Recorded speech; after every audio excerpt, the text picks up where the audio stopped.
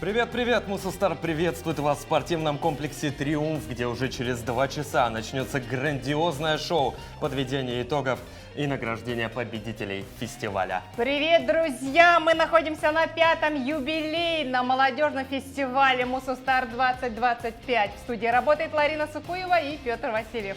Почти 3000 участников, прошедших муниципальные отборы, съезжаются сюда, в Якутск, чтобы принять участие в финале фестиваля, который в этом году проходит по 12 направлениям.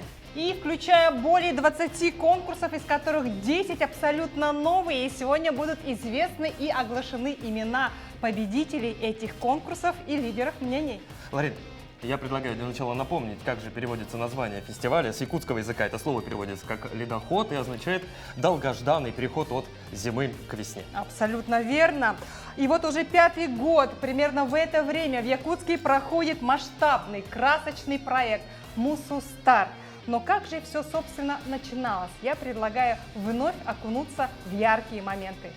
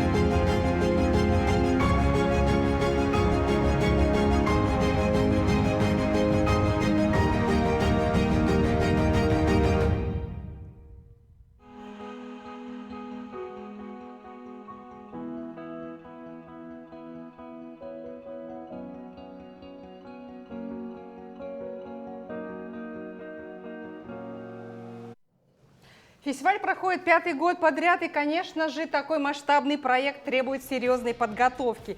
Несколько месяцев эксперты планировали, обсуждали, спорили. Ну а накануне фестиваля к нам в республику прибыли почетные гости. Следите за руками эксперты, в том числе это двукратный олимпийский чемпион по боксу Алекс Саитов, писатель-фантаст Сергей Лукьяненко, ну и, конечно же, известные блогеры, пранк-журналисты Алексей Столяров и Владимир Краснов, они же Лексус и Вован, соответственно. Также я знаю, что на фестивале выступил военный корреспондент Семен Пегов и другие, чьи имена у вас точно на слуху. Безусловно, такой масштабный фестиваль требует и серьезных партнеров. Мы хотели бы поблагодарить генерального партнера фестиваля «Мусустар» компанию «Эльга Уголь». «Эльга Уголь» сегодня создает возможности для развития. Мы уверены, что прогресс компании напрямую связан с амбициозными и прогрессивными молодыми профессионалами. Добывай свое будущее вместе с нами. Простыми знаками люди обозначают понятия, которые становятся символами целых эпох. Черный квадрат – это не только образ в искусстве, но и знак каменного угля, который также называют черным великаном или солнечным камнем. В России крупные угольные запасы большей частью сосредоточены в континентальных районах Сибири и Дальнего Востока.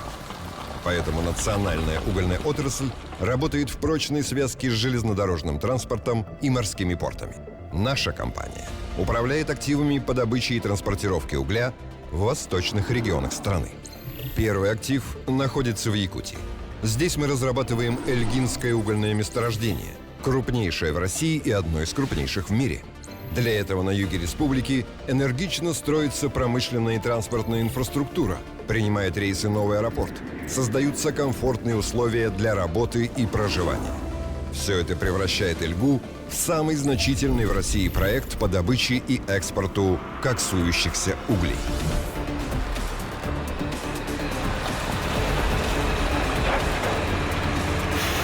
Сегодня Эльгинский угольный комплекс добывает, обогащает, транспортирует и продает угли премиального качества с аномально низким содержанием серы, азота и фосфора. Для переработки угля в угольный концентрат мы построили комплекс современных обогатительных фабрик.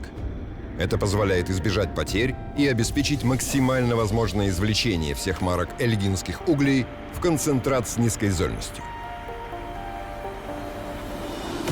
Цикл обогащения выстроен по технологической схеме с замкнутым водооборотом. Эта схема обеспечивает и высокую эффективность очистки угля от пустой породы, и высокий класс экологической безопасности производства. Отличные характеристики эльгинских марок угля дают ему ощутимые преимущества на конкурентном мировом рынке. Сегодня основное направление перевозки наших углей – восточное. Мы стабильно используем пропускные способности восточного полигона и с нуля строим Тихоокеанскую железную дорогу, или ТЖД. Самая длинная частная железная дорога в России продолжает логику Транссиба и БАМа, открывает путь к освоению новых территорий и обеспечит движение нашей продукции в Азиатско-Тихоокеанский регион.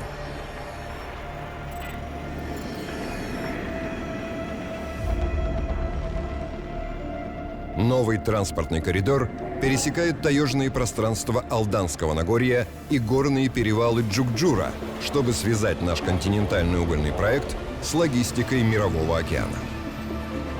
Последние километры ТЖД проходят вдоль побережья Охотского моря. В долине реки Малый Джелон железную дорогу завершает комплекс по перевалке угля. Здесь начинается конвейерная линия. Она ведет на мыс Манорский, где строится угольный терминал с причалами для судов-углевозов. Работа этого терминала гарантирует долгосрочные поставки российским и зарубежным покупателям в Тихоокеанском регионе. Команда Эльги выбрала промышленное развитие Российского Востока. Сегодня мы там, где восходит солнце, там, где будущее наше и нашей страны. В гостях заместитель председателя правительства Якутии Ольга Балапкина. Ольга Валерьевна, здравствуйте. Здравствуйте. Здравствуйте. Итак, мы сейчас находимся на 5-м фестивале Мусустар. Скажите, какие главные ценности он несет? Вы знаете, фестиваль действительно 5-й и, по сути, является юбилейным. И даже на самом первом фестивале, тогда, когда ставили задачу его проведения, это была основная задача – выбор новой формы, площадки для раскрытия талантов молодежи. И я считаю, что к 5-му фестивалю мы это, безусловно, выполнили. Если говорить, какие ценности вообще несет фестиваль, если окунуться в ту атмосферу, которая проходила вот эти 5 дней, если даже просто походить по площадкам, а не быть ее участником, я всего лишь награждала, да? Но я чувствовала, что есть такое понимание у всех, и это главная ценность, которую мы точно добились. Все, кто участвовали, они обладали энергией победы. Энергией победы, которая сегодня необходима всем. Энергией победы, которой мы должны зарядить сегодня всех. И все заряжены в стране. Эта энергия победы должна, безусловно, распространяться и на наших ребят, которые в зоне специальной военной операции, и на их мам, матерей, на веру, на всю страну. Это, наверное, главная ценность, которую несет этот фестиваль. распространение энергии победы и умение быть и гордиться победителями. Это очень важно. Ну и, конечно же, раскрытие талантов. У нас очень талантливая молодежь, иногда скрытая, иногда ярко себя проявляющая. Но нужно сказать, что в этом году мы увеличили и конкурсы именно с точки зрения некоторых тематических направлений. Мы долго спорили, например, нужен ли такой конкурс, как стендап. Но это был один из, значит, таких конкурсов ярких, мощных. Для нас не вызывало никаких сомнений конкурс, который связан с соревнованием военно-патриотических групп. Он тоже проходил на достаточно высоком организационном уровне и с силой и духа победы. Конкурсов было много. Сегодня мы подведем итог. Для этого фестиваля, особенно 5-го, характерно еще объединение республики через молодежное объединение улусов.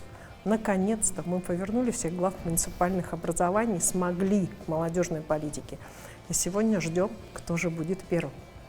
Ольга Валерьевна, ну, безусловно, за столько лет фестиваль выросла и молодежь, которая в нем принимает участие. Что его отличает от его предшественников?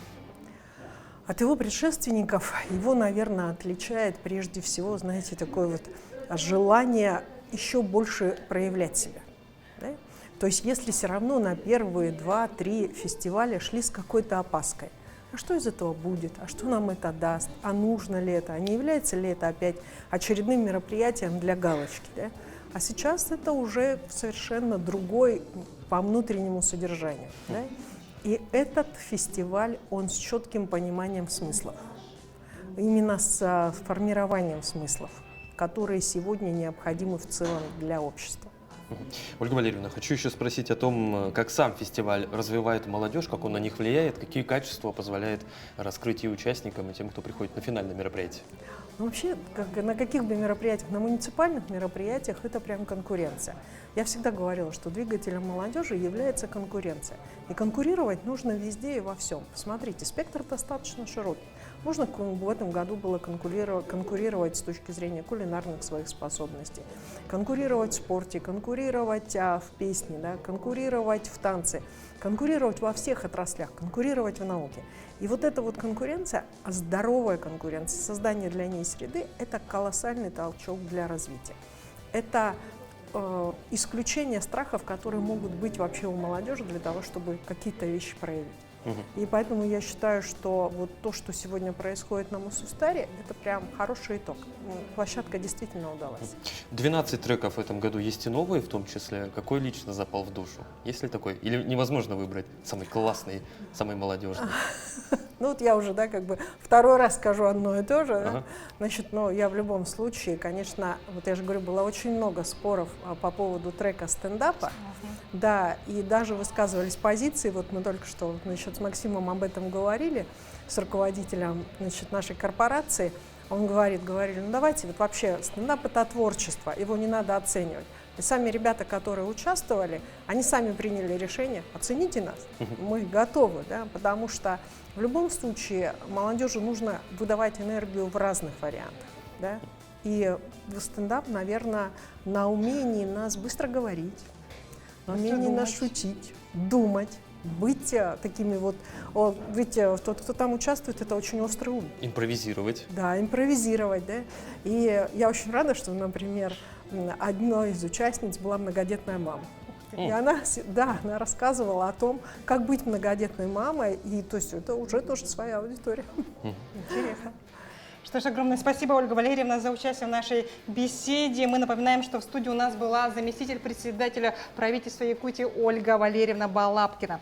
Между тем, 20 марта в креативном кластере «Квартал труда» в Якутске прошел финал республиканского конкурса «Туристический код моего района», который прошел также в рамках фестиваля «Мусустар». В конкурсе приняло участие 10 финалистов из различных улусов Якутии. И самое главное, они представили проекты, направленные на раскрытие туристического потенциала своих родных мест. Участники подготовили видеоролики, которые охватили сразу 4 ключевых блока: историю муниципального образования, туристический маршрут и событийный туризм, а также проект «Якутия-36».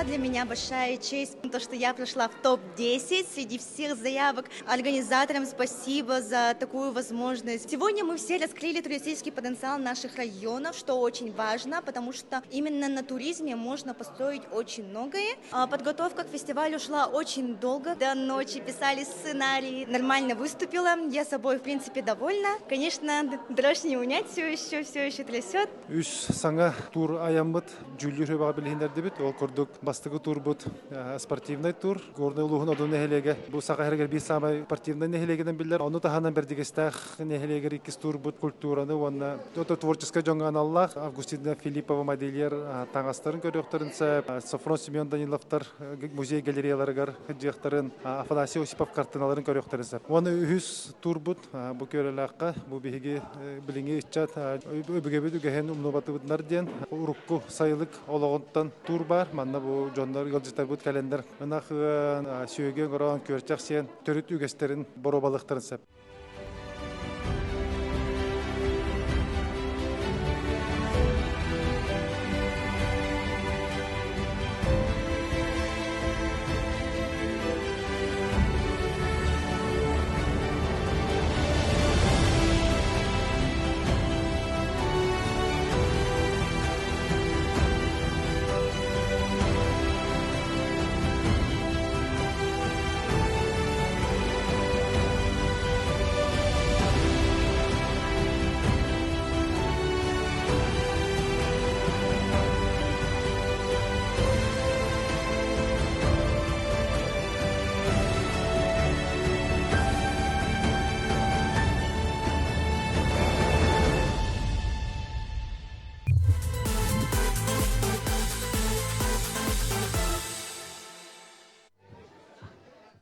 Фестивале Муссустар, телекоммуникационную компанию Ростелеком, группу компаний Starway, компанию Полис, ювелирную сеть Золотник, студию iGroup Pro, ФПК Якутия, Якутский гормолзавод, Сахамедиа, креативный кластер Квартал труда и школу английского языка I Speak English. И не устаем напоминать, что за всей сегодняшней трансляцией можно наблюдать в социальных сетях, а также на телеканалах НВК Саха, Мамонт и Якутия 24. И прямо сейчас к прямому эфиру готова подключиться наш корреспондент, наша коллега Надежда Саханская. Надя, мы тебя внимательно слушаем, ты в эфире. Приветствую, Петя, приветствую, Ларина. Мы находимся в коридорах Центра спортивной подготовки «Триумф». Здесь очень жарко, очень людно, потому что пятый по счету юбилейный фестиваль Муссустар приступил к своей финальной, если не сказать, торжественной части, потому что здесь расположились всевозможные корнеры, по трекам которых шли испытания в этом году. Мы поговорим обязательно, расскажем и покажем. Но прежде я хочу показать вам одно сокровище, которое находится очень, кстати, в моем кармане. Смотрите, вот это значок с первого фестиваля Муссустар, который достался мне в первый год работы. А вот это за Муссустар 2023. В этом году, к сожалению, значки вот такие брендированные не выдают. Не нашла еще пока где, но если найду, обязательно расскажу и покажу. Давайте пойдем вот куда. Есть одно из основных направлений. Внимание туризму в нашей республике уделяют уже довольно-таки долгое время. И поэтому появился отдельный трек и отдельный корнер с соответствующим названием «Якутия. Твоя сила духа». Это описывает нашу республику как нельзя лучше, потому что туризм бывает различный. И мы знаем про агротуризм, и про гастро, и про промышленный, и про туризм, когда мы ходим в походы с палатками и прочее, прочее, прочее. Ну, смотрите, значит, чем заняты ребятишки? Они надели на себя VR-очки. Я не знаю, что у них там происходит, но они пытаются что-то ощутить, что-то там, видимо, осмыслить. Ну, говорят, что там какие-то туристические виды. Я не надевала, потому что у меня проблемы с вестибуляркой, иначе мы бы тут с вами не встретились, поэтому как-то, ну, знаете, лучше здоровье сберечь. Ну, видите, корнер пользуется очень большой популярностью, потому что людей здесь просто не счесть. Здесь еще у туристов есть очень интересные две игры, две активности. Значит, первое, колесо познания, но это я так назвала. Я не знаю на самом деле настоящее название этого испытания. Короче говоря, крутится колесо. Вот здесь видите вершину дерева и картинка, которая останавливается на вершине дерева. Ну, в общем-то, надо понять, что там изображено. Тот, кто назвал первый и правильно ответил, что нарисовано на картине, тот и получает очков, да? Вот такие вот жетоны. И тот, кто собрал первый все жетоны на своем билете, тот и, в общем-то, одерживает победу. Двигаемся дальше, смотрим, что есть у нас здесь. Здесь у нас есть пазл деревянный. Посмотрите, очень идет активная мыслительная работа, потому что здесь изображена карта Республики Саха-Якутия, поделено все на улусы и на городские округа. Внимание, вопрос, сколько улусов у нас в республике? Внимание, ответ 34 и 2 городских округа, город Якутск и город Жатай. Ну что, как успехи? Я смотрю, что вот, например, Устьянский улус у нас тут где-то, Абулунский, Ивенкийский, Жиганский. Ну, чуть-чуть подумайте, чуть-чуть как будто бы неверно. У нас есть, конечно, здесь и диалог на корнере, без этого не обходится. Анастасия Сергеева рядом со мной находится, она ответит на вопросы. Ну, точнее говоря, она расскажет вообще, в чем заключался трек, связанный с туризмом, и кто одержал победу, обо всем этом. Анастасия, здравствуйте. Давайте сначала об испытаниях. Наше агентство туризма Якутии в рамках Мусустар провел такой масштабный конкурс, посвященный туризму, под названием «Туристический код моего района». И мы получили около 30 заявок, и из них прошли 10 лучших из лучших. И они представили потенциал туристический своего района, они представили свои ролики, и в финале конкурса жюри определило победителей. И вот первое место занял у нас Нюрбинский улус, также призерами стали Мегино-Кангаласский, Хангаласский улус, а также у нас была номинация «Приз зрительских симпатий», которую вручил Панда Саха на нашем конкурсе. И сегодня у нас работает корнер на Мусустар, где мы можем предложить гостям такого грандиозного фестиваля различные активности, игры, которые посвящены туризму. Благодарю вас, Анастасия. Ну вот, собственно, вот эти вот ролики на экране, это все, что присылали ребята-участники.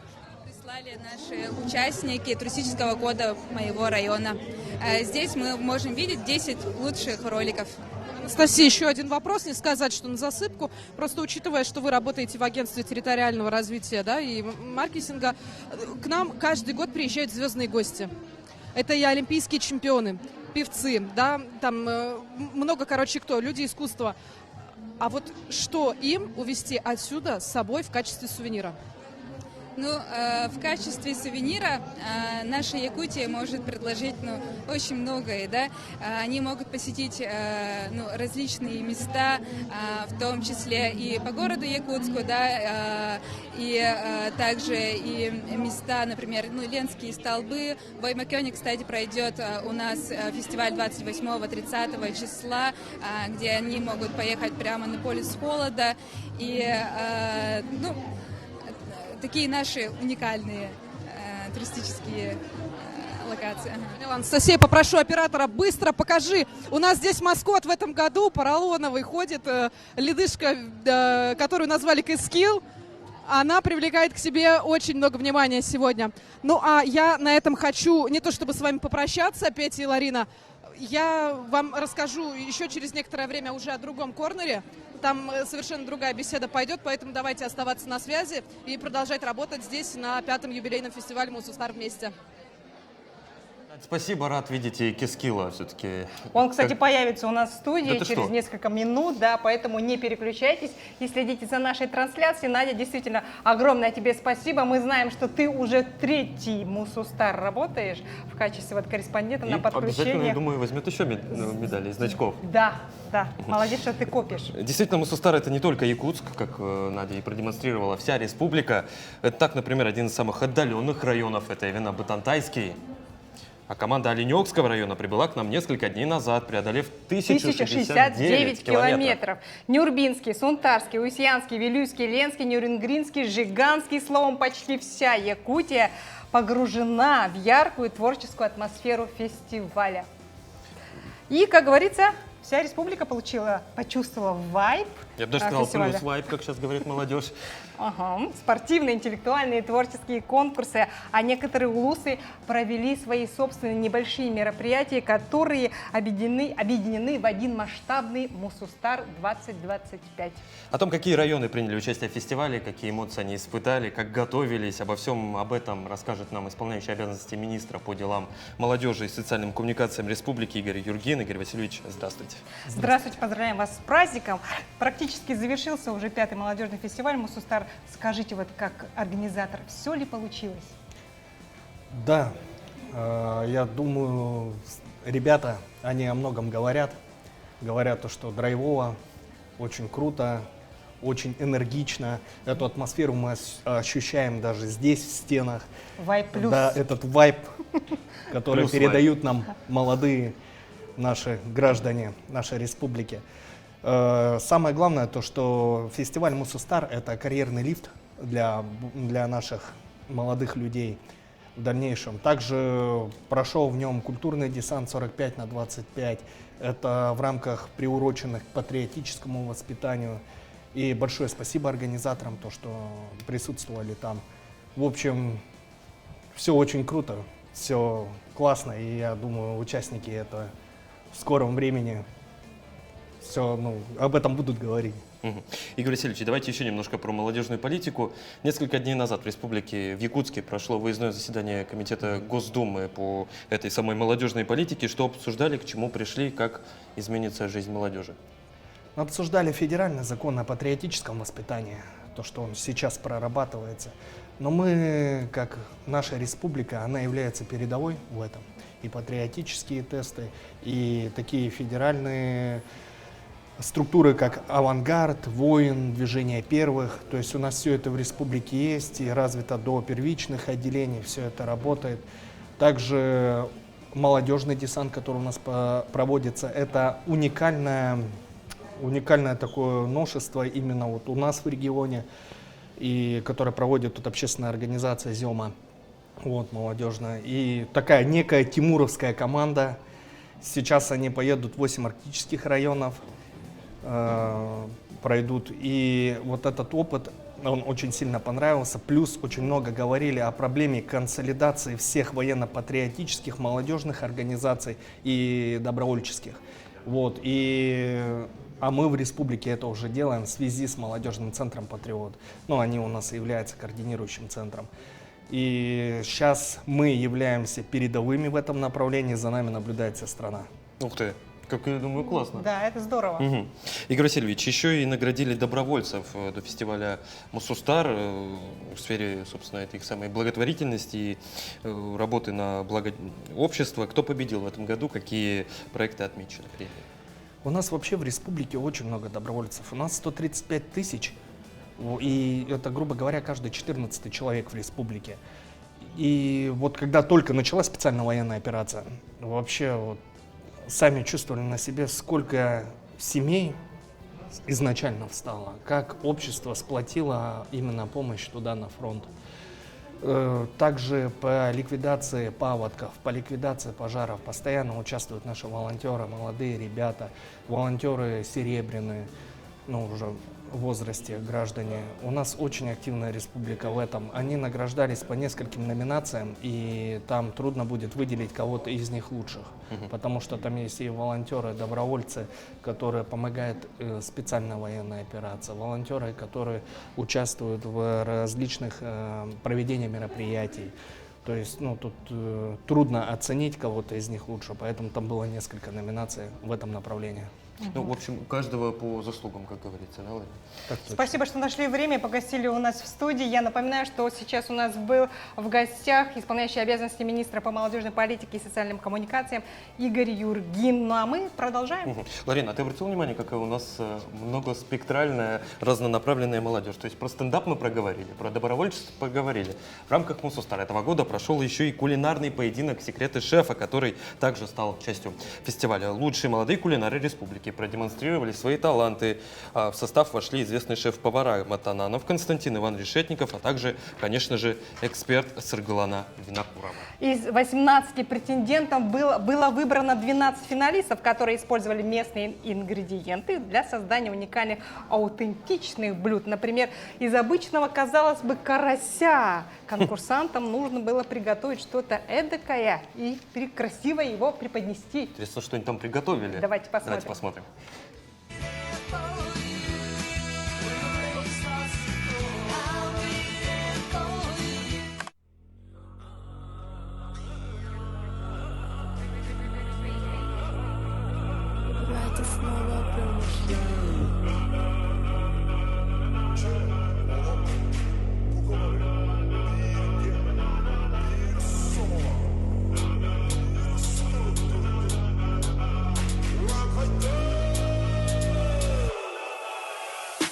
В прошлом году участвовал, в прошлом году победил, лучший молодой повар. В этом году тоже хочу испытать себя. Молодежный фестиваль Мусустар дал мне мотивацию, получается, поддержку, цель и испытание. Самое главное. Кулинарный поединок «Секреты шефа» носит имя нашего мэтра якутской кухни. Всю свою жизнь, который отдал, чтобы сохранить нашу традиционную якутскую кухню. Иннокентий Тарбахов. И сегодня на финал в черном ящике был карась якутский. Из карася якутского нужно было готовить оригинальное блюдо, оригинально подать. И все эксперты бы удивились. Все ребята, которые участвовали в этом году, они очень все живые, дружные. Главная цель этого поединка.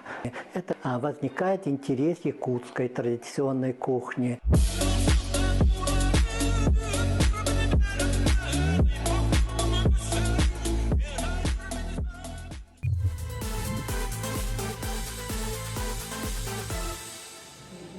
Я бы отметил, что возникает не только интерес к якутской кухне, но и большое желание покушать уже. Я думаю, мы это обязательно сделаем, попробуем здесь и на корнерах фестиваля Мусустар. Ну а сейчас хочется поблагодарить компанию, генерального спонсора фестиваля Мусустар, компанию Эльга Уголь. Эльга Уголь создает возможности для развития. Мы уверены, прогресс компании напрямую связан с амбициозными и прогрессивными молодыми профессионалами. Добывай свое будущее вместе с нами. И у нас, Петя, есть такая возможность поблагодарить компанию лично, ведь у нас в студии сейчас директор по управлению персоналом компании «Эльга Уголь» Евгения Михайлова. Евгения, здравствуйте. Здравствуйте. Скажите, пожалуйста, как компания привлекает молодежь, какие возможности она предлагает и открывает перед молодыми специалистами? Действительно, Эльгинский угольный проект стремительно развивается, мы наращиваем объемы производства. Сейчас на месторождении трудится порядка 10 тысяч человек, и в перспективе мы планируем создать более 20 тысяч рабочих мест. Конечно, это перед нами ставит определенные цели, и мы в своей работе используем программы профориентационной деятельности. И с ранних лет ребята узнают о нас, то есть мы знакомим их с профессией угледобывающей отрасли. Ну, надо сказать еще то, что очень хорошо себя показал федеральный проект «Профессионалитет». В этой области мы сотрудничаем активно с 4 образовательными учреждениями и очень хорошо налажено взаимодействие и с вузами. То есть это у нас Северо-Восточный федеральный университет города Нерюнгри. В этом направлении мы ведем такую работу, как наставничество и практика студентов на нашем предприятии. Студенты-практиканты приезжают на Эльгинский угольный комплекс, за ними закрепляется опытный наставник, который позволяет им освоить профессию, будущую профессию уже на практике. И вот такой комплекс мероприятий, многоуровневый, так сказать, позволяет нашей компании быть конкурентоспособным на рынке труда и в дальнейшем закрыть нашу кадровую потребность. Евгения, вот если говорить о молодых специалистах, сегодня я думаю, что их на фестивале Мусустар тоже будет более чем предостаточно. Какие условия работы может предложить им компания? Конечно, мы стараемся создать все необходимые условия для результативного труда и комфортного отдыха. На месторождении у нас построены вахтовые поселки, которые оборудованы всем необходимым, то есть имеется вся необходимая инфраструктура. Для своих сотрудников, не только для молодых специалистов, но и для своих сотрудников мы предлагаем расширенный социальный пакет льгот и гарантий. Я бы сказала, что он не только лучший в республике, но и в России. Да. Вот. Причем этот пакет действует не только на сотрудников, распространяет свои действия, но и на членов его семьи. Как здорово. Да, то есть вот такой комплекс позволяет, мер вот этих нам позволяет все-таки закрепить рабочие кадры, и не только рабочие кадры, но кадры ИТРовского персонала на предприятии. Ну, это замечательно, да. Великолепно, я бы даже сказал, да. Какие ваши пожелания участникам 5-го молодежного фестиваля «Мусустар»? Ну, вообще, «Мусустар» — это уникальный фестиваль, который с каждым годом набирает все больше и больше популярность. И мы очень рады, что компания является частью этого грандиозного проекта. Ну, как говорится, самое лучшее вложение — это вложение в наших детей.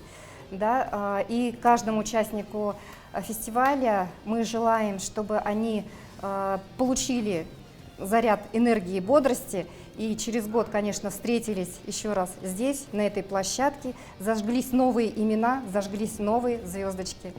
Ну что ж, будем следить за тем, как звездочки зажигаются. Евгения, спасибо. Напоминаем, что у нас гостил директор по управлению персоналом компании «Эльга Уголь» Евгения Михайлова. А между тем наш эксперт по тематическим площадкам Надежда Саханская ждет подключения, чтобы рассказать о корнере «Добываем будущее вместе». Пример, на минуточку, промышленного трека, созданного для популяризации инженерно-технических профессий и поддержки талантливой молодежи, состоялась еще в прошлом году и собрала положительные отзывы. Целью этого направления по-прежнему остается поиск талантливых молодых специалистов, способных в ближайшее время стать драйверами развития якутской промышленности. Надя, мы тебя внимательно слушаем. Ребята, ну вы знаете прекрасно, что часть районов нашей республики, они имеют классификацию как промышленные, потому что у нас в территории республики есть богатые недра, которые можно использовать по-разному. Это не только драгоценные металлы, это еще уголь, это углеродные соединения, которые мы называем с вами алмазы, да, которые потом превращаются в бриллианты. Короче говоря, я хочу поговорить о том, что у нас есть здесь и постоянный такой уголочек, который носит название «Добываем будущее вместе». Но прежде чем мы подойдем к нему вплотную, смотреть, что тут есть.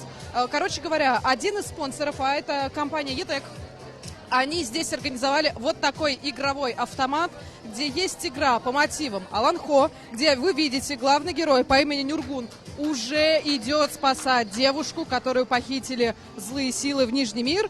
Он здесь сейчас приобретет дейбир за 5 игровых денег и, в общем-то, пойдет дальше бороться со злом. Ну, вы поняли, да? Короче говоря, напоминает чем-то Марио. Надо спасти принцессу и прочее, прочее, прочее. Вообще, надо сказать, что, по-моему, вот этот вот корнер, связанный с промышленностью, он в этом году на фестивале «Мусустар» самый солидный, потому что, посмотрите, мало того, что здесь организована вот такая вот фотозона полувиртуальная или что-то в этом духе, а еще здесь есть колдун настоящий. Давайте, я хочу фокус. Что делаем?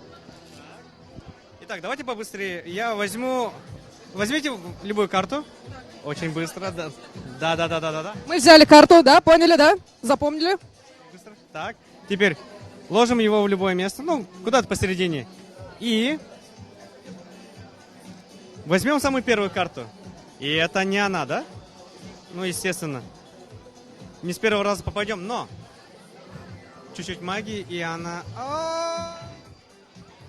Шок-контент, дорогие друзья. Да, это она. 9 пик. Ладно, удачи вам. Идем смотреть дальше, что происходит здесь на корнере, связанном с промышленностью. Тут у нас ребята знакомятся вообще с тем, что такое вахтовый образ жизни, потому что работа на таких предприятиях подразумевает под собой постоянную работу, ну, в общем-то, где-то на промышленном каком-то производстве и часто на месторождении чего-либо. Да, смотрим дальше. Здесь у нас есть фотографии, которые, ну, в общем-то, здесь делают на фотозоне, которую я вам только что показала. Соответственно, вот здесь еще есть вот такие стикеры. Я его забираю. Идем дальше. Идем дальше. Здесь у нас собрались знатоки, молодые ребята и чуть-чуть возрастом постарше. Но вы поняли механику игры, да? Значит, не вращаем барабан, а именно крутим волчок. И отвечать здесь будет не Александр Друзь, а вот молодые люди, которые, в общем-то, собрались здесь для того, чтобы поотвечать на какие-то вопросы. Расскажите, уже сыграли? Сыграли уже? Нет, буду играть. Чего ждете от вопросов? Что-то новое узнать. Хорошо, ну настроены сильно. Идем дальше. Здесь у нас также, в общем-то, еще есть одна игра. Очень занимательная, очень увлекательная. Мы не будем громко кричать, потому что... Оператор, подходи сюда, Байдан, поближе. Посмотрите, что нужно сделать. Очень тонкая механика происходит для того, чтобы не задеть вот эту вот алюминиевую, по-моему, проволоку. Нет, все-таки касание произошло, все, ну, типа, игра не состоялась, короче говоря. Но здесь мы знакомимся зато с компанией ETEC. Здесь на этом корнере есть сразу несколько испытаний. Мало того, что сфотографировались вот на той фотозоне, подписались на телеграм-канал для того, чтобы выяснить вообще, о чем тут речь происходит, испытать свой интеллект в что, где, когда, проверить свою память, ну и, в общем-то, испытания, связанные с координацией. Выглядит это все примерно так. Ну, еще у нас здесь есть маскоты от компании ETEC. Они как-то мальчик и девочка одеты в ростовые куклы. Я думаю, им очень жарко, но, тем не менее, они тут у нас... Давайте вот так вот. У молодежи сейчас популярно, знаете, вот так вот делать. Давайте вместе, да, что-нибудь как-нибудь станцуем. И вот у нас молодежный фестиваль, который продолжает свою работу. Петр, Ларина, мы продолжим говорить не только уже о промышленности, но и о других корнерах. Давайте как-то оставаться вместе на связи, потому что впереди у нас еще добровольцы, впереди у нас дружба народов, впереди еще много всего интересного. И, кстати, для зрителей небольшая напоминалочка. Если вдруг вы еще не подошли в Центр спортивной подготовки «Триумф», но это просто-таки досадное упущение, бегом сюда, потому что вся эта культурная программа уже скоро свернется, и мы пойдем в большой зал смотреть концерт. Ну, соответственно, не вижу каких-то поводов для того, чтобы не появиться сегодня здесь, на 5-м юбилейном фестивале молодежи «Мусустар». Спасибо, Надя. Как она сказала, как у молодежи принято? Вот так. Вот так. Там вот, еще язык высовывать надо, но давай не будем показывать. Спасибо, Надя. И, наверное, нужно было ее спросить, да, знает ли она, кто такие Вован и Лексус, и почему стоит бояться их звонка. Потому что эти два пранкера работают в жанре, собственно, пранк-журналистики, как многие считают. Представляются, проще говоря, чужими именами, разыгрывают знаменитостей Голливуда, политиков и, собственно, выводят их из равновесия необычной, неожиданной информацией и выдают даже пикантные подробности. Сегодня Вован и Лексус у нас в гостях. Здравствуйте. Здравствуйте. Как вам лучше обращаться по имени? Алексей, Владимир или... Лучше так. Лучше так. Алексей Владимир. Алексей Владимир. Я знаю, что в Якутию вы прибыли впервые, что уже успели посмотреть, как вам весь фестиваль, какие впечатления? Ну, самое, во-первых, радостное, что очень много молодежи, которая интересуется тем, что у вас происходит в регионе. И мы это как раз наблюдали сегодня на нашей лекции, когда там тоже Общество знания организовало мероприятие, где мы могли пообщаться с ними. Якутия нас, конечно же, порадовала. Это позитивные люди, это не безразличные люди. Плюс мы успели уже посетить ваши достопримечательности, Ленские столбы, потратили на это тоже целый день, но это того стоило. Безусловно. Я думаю, что Якутия нас продолжает радовать, плюс погода, которая у вас есть, постоянное солнце, это только позитивно. Слушайте, давайте раз про позитивно, давайте поговорим про шутки. Есть такая поговорка, в каждой шутке есть доля шутки, все остальное правда. Вот как профессионалы, хочу спросить в области шуток, как не перешагнуть эту четкую грань и не обидеть человека в розыгрыше? Ну, у нас обижаются люди, конечно. Что тут поделать? Ничего страшного нет. Ну, такие люди, которые сами не очень чисты на руку, к сожалению, и вот с такими нам приходится общаться. Ну да. А как вы думаете, почему люди вам верят вообще? Ну, потому что у нас очень богатый опыт общения с такими персонажами, и, в принципе, тут, я бы даже сказал, я бы удивился, почему бы, если бы люди нам не верили. А что вас не выдает? Хорошая актерская игра или что ли? Профессионализм, потому что нет, потому что мы этим занимаемся более 10 лет и уже знаем, как все работает, как работают международные отношения, как международные протоколы работают, и знаем, как вообще происходит. Ну, вот действительно, то, что мы делаем, это действительно реально, если говорить как разговор между политиками, да, то это реальный разговор Вот, ну, настоящие, двух каких-то крупных политиков, только мы обычно так себя несколько маскируем, а так все то же самое. Мне интересно, как у вас выглядит телефонная книга и как вы вообще добываете контакты, как удается дозваниваться туда, ну, не туда в смысле, а туда. Контакты на самом деле вам не дадут 100% успеха. Если у вас даже есть контакт того или иного президента, вряд ли вряд ли он возьмет с вас трубку. И, то есть, во-первых, у таких людей не очень много свободного времени, чтобы на каждые звонки отвечать. Конечно же, в последнее время никто не застрахован от разных фейковых звонков. И президенты не исключение. Если вы не продумаете хорошо свою легенду, то и номер телефона вам не поможет.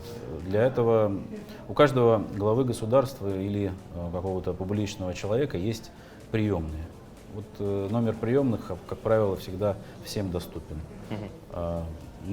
Этим мы и пользуемся. Приемные организуют разговор, а в дальнейшем уже включаемся мы. Так что номер телефона это не даст вам успеха. Да? Тем более мы не пользуемся сейчас телефонами, потому что мы стараемся всех собеседников вытащить по видеосвязи. Это различные видеоплатформы, где ты видишь лицо, видишь эмоции человека, и это гораздо более интересно. Более ценно, да. Хочу спросить, я просмотрел ваши некоторые работы, что это погрешность системы вот тех людей, которые отвечают, или людское любопытство? Я думаю, что у всех так или иначе есть какие-то уязвимые места. И просто мы выбираем хорошую стратегию, как добраться до того или иного человека. Выбираем нужный момент, выбираем персонажа, от которого можно вести диалог, который был бы интересен нашим собеседникам. И вот эти все факторы, когда они совпадают, то вот это и приводит к самому разговору. Вы хорошие психологи, получается. Профессионально мы далеки от этой деятельности. По наитию, получается, это да? Практика, да, в первую очередь. А что бы вы сделали, если бы вас разыграли? Если бы это было качественно, я думаю, что мы бы оценили, может быть, порадовались. Что кому-то удалось, да? В принципе, да, почему бы нет. Главный вопрос, зачем это делать? Зачем разыгрывать всех остальных? Все-таки, опять же, это людской интерес. Почему нет? Разыграть пранкера, по-моему, это классная, как говорят сейчас, что получите ачивка. от этого? Одно дело общаться с президентами, главами государств или даже какими-то публичными личностями, у которых есть что сказать. А что они от нас узнают, какую интересную информацию о закулисье политической жизни. Хотя бы просто прикоснуться к тем, кто разыгрывает голливудские звезды. Прикоснуться. Так сказать, по видеосвязи даже можно прикоснуться. Алексей Владимирович, благодарим вас за интересную беседу. Спасибо, что вы пришли к нам. Спасибо, что пригласили. Спасибо. Я, Петя, тебя хотела спросить, что такое графический дизайн, немножко не в тему, да? И говорят, что с продуктами его мы сталкиваемся ежедневно. Все верно, я тоже абсолютно с этим согласен. Графика нас сопровождает абсолютно везде. Покупаем мы с тобой стаканчик кофе. Вот мы с тобой приходили, покупали кофе. Что дальше? Заходим на сайты различные. В том же сейчас у нас трансляция Мусустар. Все это графический дизайн. И даже баннеры на стенах — это графический дизайн.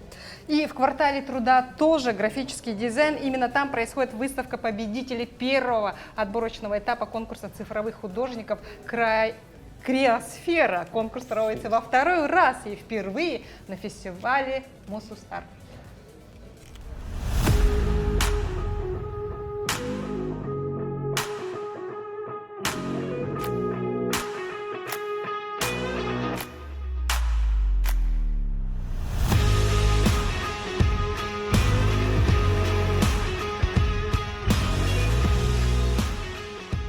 Графические дизайнеры, я думаю, они буквально нужны везде, потому что дизайн вот этого, это тоже графические дизайнеры делают. Скатерть, стены, тоже графические дизайнеры делают. Логотипы, стенды везде. Я думаю, что искусственный интеллект его никак не заменит. В первом дне мы слушали различных спикеров, которые раздавали нам советы, говорили об анимации, рисовании. Еще был мастер-класс, где мы рисовали нарисовали красивый фон. Наша любимая преподавательница сказала, что вот с Мусустар будет криосфера конкурс, вот, и сказала, что там подходит нам. И мы согласились. Рисунок у меня был в виде комикса на тему того, что многие солдаты не знали, что мы победили, и к ним надо было бегать другим людям и рассказывать об этом. Сегодня у нас тоже был такой маленький конкурс. 4 часа нужно было рисовать какую-то существующую картину, скульптуру, что-то искусство в другом стиле. Вот. Я нарисовала скульптуру в стиле популярного американского художника Лейн Деккер.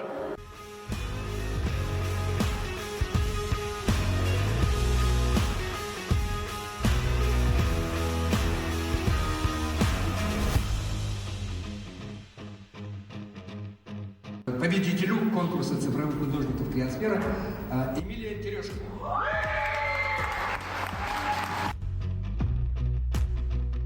Вернее, во второй группе. А победитель конкурса цифровых художников «Криосфера» Сардана Егорова.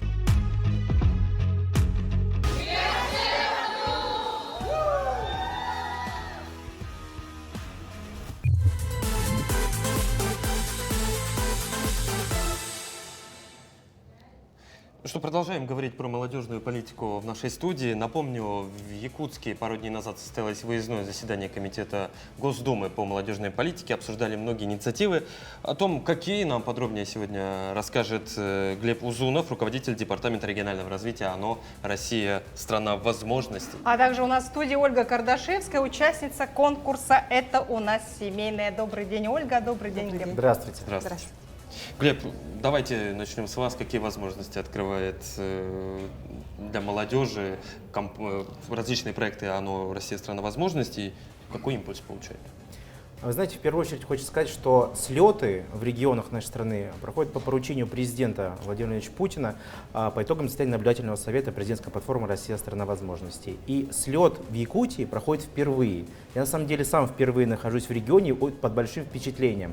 И Якутия один из первых регионов, кто в 2025 году принимает формат слета. И мы благодаря организаторам интегрировались в юбилейный фестиваль Мусустар, чему очень благодарны. И у нас эффект от этого мероприятия самый классный. Программа была очень насыщенная, было 2 дня, были федеральные спикеры, были лекции, мастер-классы. Мы поговорили о том, как формировать сообщество в регионе и направлять их инициативу, собственно, на реализацию тех проектов, которые нужны в регионе. Ну и в целом поговорили о том, какие сейчас запросы у молодежи и как можно с этим работать для того, чтобы находить свою траекторию развития. Глеб, я знаю, что многие ваши коллеги называют проекты платформы «Россия. Страна возможностей» трамплином. Почему трамплин? Куда трамплинируем участников? Называют по-разному, но нам нравится в организации формат социальной лестницы, потому что именно через лестницу, когда мы поднимаемся по одной ступеньке, мы преодолеваем какие-то есть все равно усилия, есть на протяжении этого пути какие-то знакомства, ты приобретаешь новые знания и идешь наверх, соответственно, становишься ведущим управленцем, становишься победителем. Но основная ценность все-таки у нас проектов большое количество, там больше 26, но суть не в количестве, суть в том, что через них прошли больше 20 миллионов участников. Это жители регионов, которые открыли для себя новые возможности для самореализации. Кто-то, соответственно, получил гранты на реализацию проекта, кто-то получил, возможности пройти стажировку, кто-то получил дополнительные баллы для поступления в университет и многое-многое другое. Поэтому наша задача помочь сориентироваться, к чему есть склонности, соответственно, немножко подтолкнуть усилий знаниями, соответственно, может помочь собрать команду для того, чтобы человек дошел до своей мечты и реализовал тот или иной проект. Вот послушали проекты, я уверен, что вот в течение этого времени какие из услышанных, увиденных проектов участников можно уже реализовать на региональном уровне по всей стране? Вы знаете, проекты были действительно очень интересные, они были направлены и на профориентацию, и на открытие новых туристических маршрутов, и на сохранение наследия республики с точки зрения исторического. Но для нас очень важно было не только услышать запросы молодежи, но и показать им, что их идеи, чтобы они не боялись, что они могут быть реализуемы в регионе. И особо хочу отметить то, что в рамках этого мероприятия было очень вовлечен Министерство молодежной политики, которое прям активно тоже принимало участие в слете. Не в формате наблюдателя, а в формате именно участника. И они потом, увидя запрос молодежи реальный, вместе, может быть, с нами, может быть, уже вместе с этими инициаторами помогут докрутить эти проекты, помогут, возможно, фокус повернуть. Но суть в том, что есть инициаторы, есть идеи, почему бы дальше эти идеи не подхватывать, дальше их не реализовывать. Поэтому задача была именно в этом, для того, чтобы показать ребятам, что все возможно, что надо не бояться, нужно пробовать, там, возможно, открывать для себя новые какие-то грани, не знаю, там, команду собирать, выступать там, и так далее, и так далее. Спасибо вам за напутственные слова. Ольга, вопрос к вам. Расскажите, пожалуйста, что за конкурс такой был, да, у вас? Это у нас семейное название такое, домашнее, уютное. Расскажите про конкурс. Большое спасибо. Об этом конкурсе я узнала, когда была в командировке в Москве на выставке ВДНХ.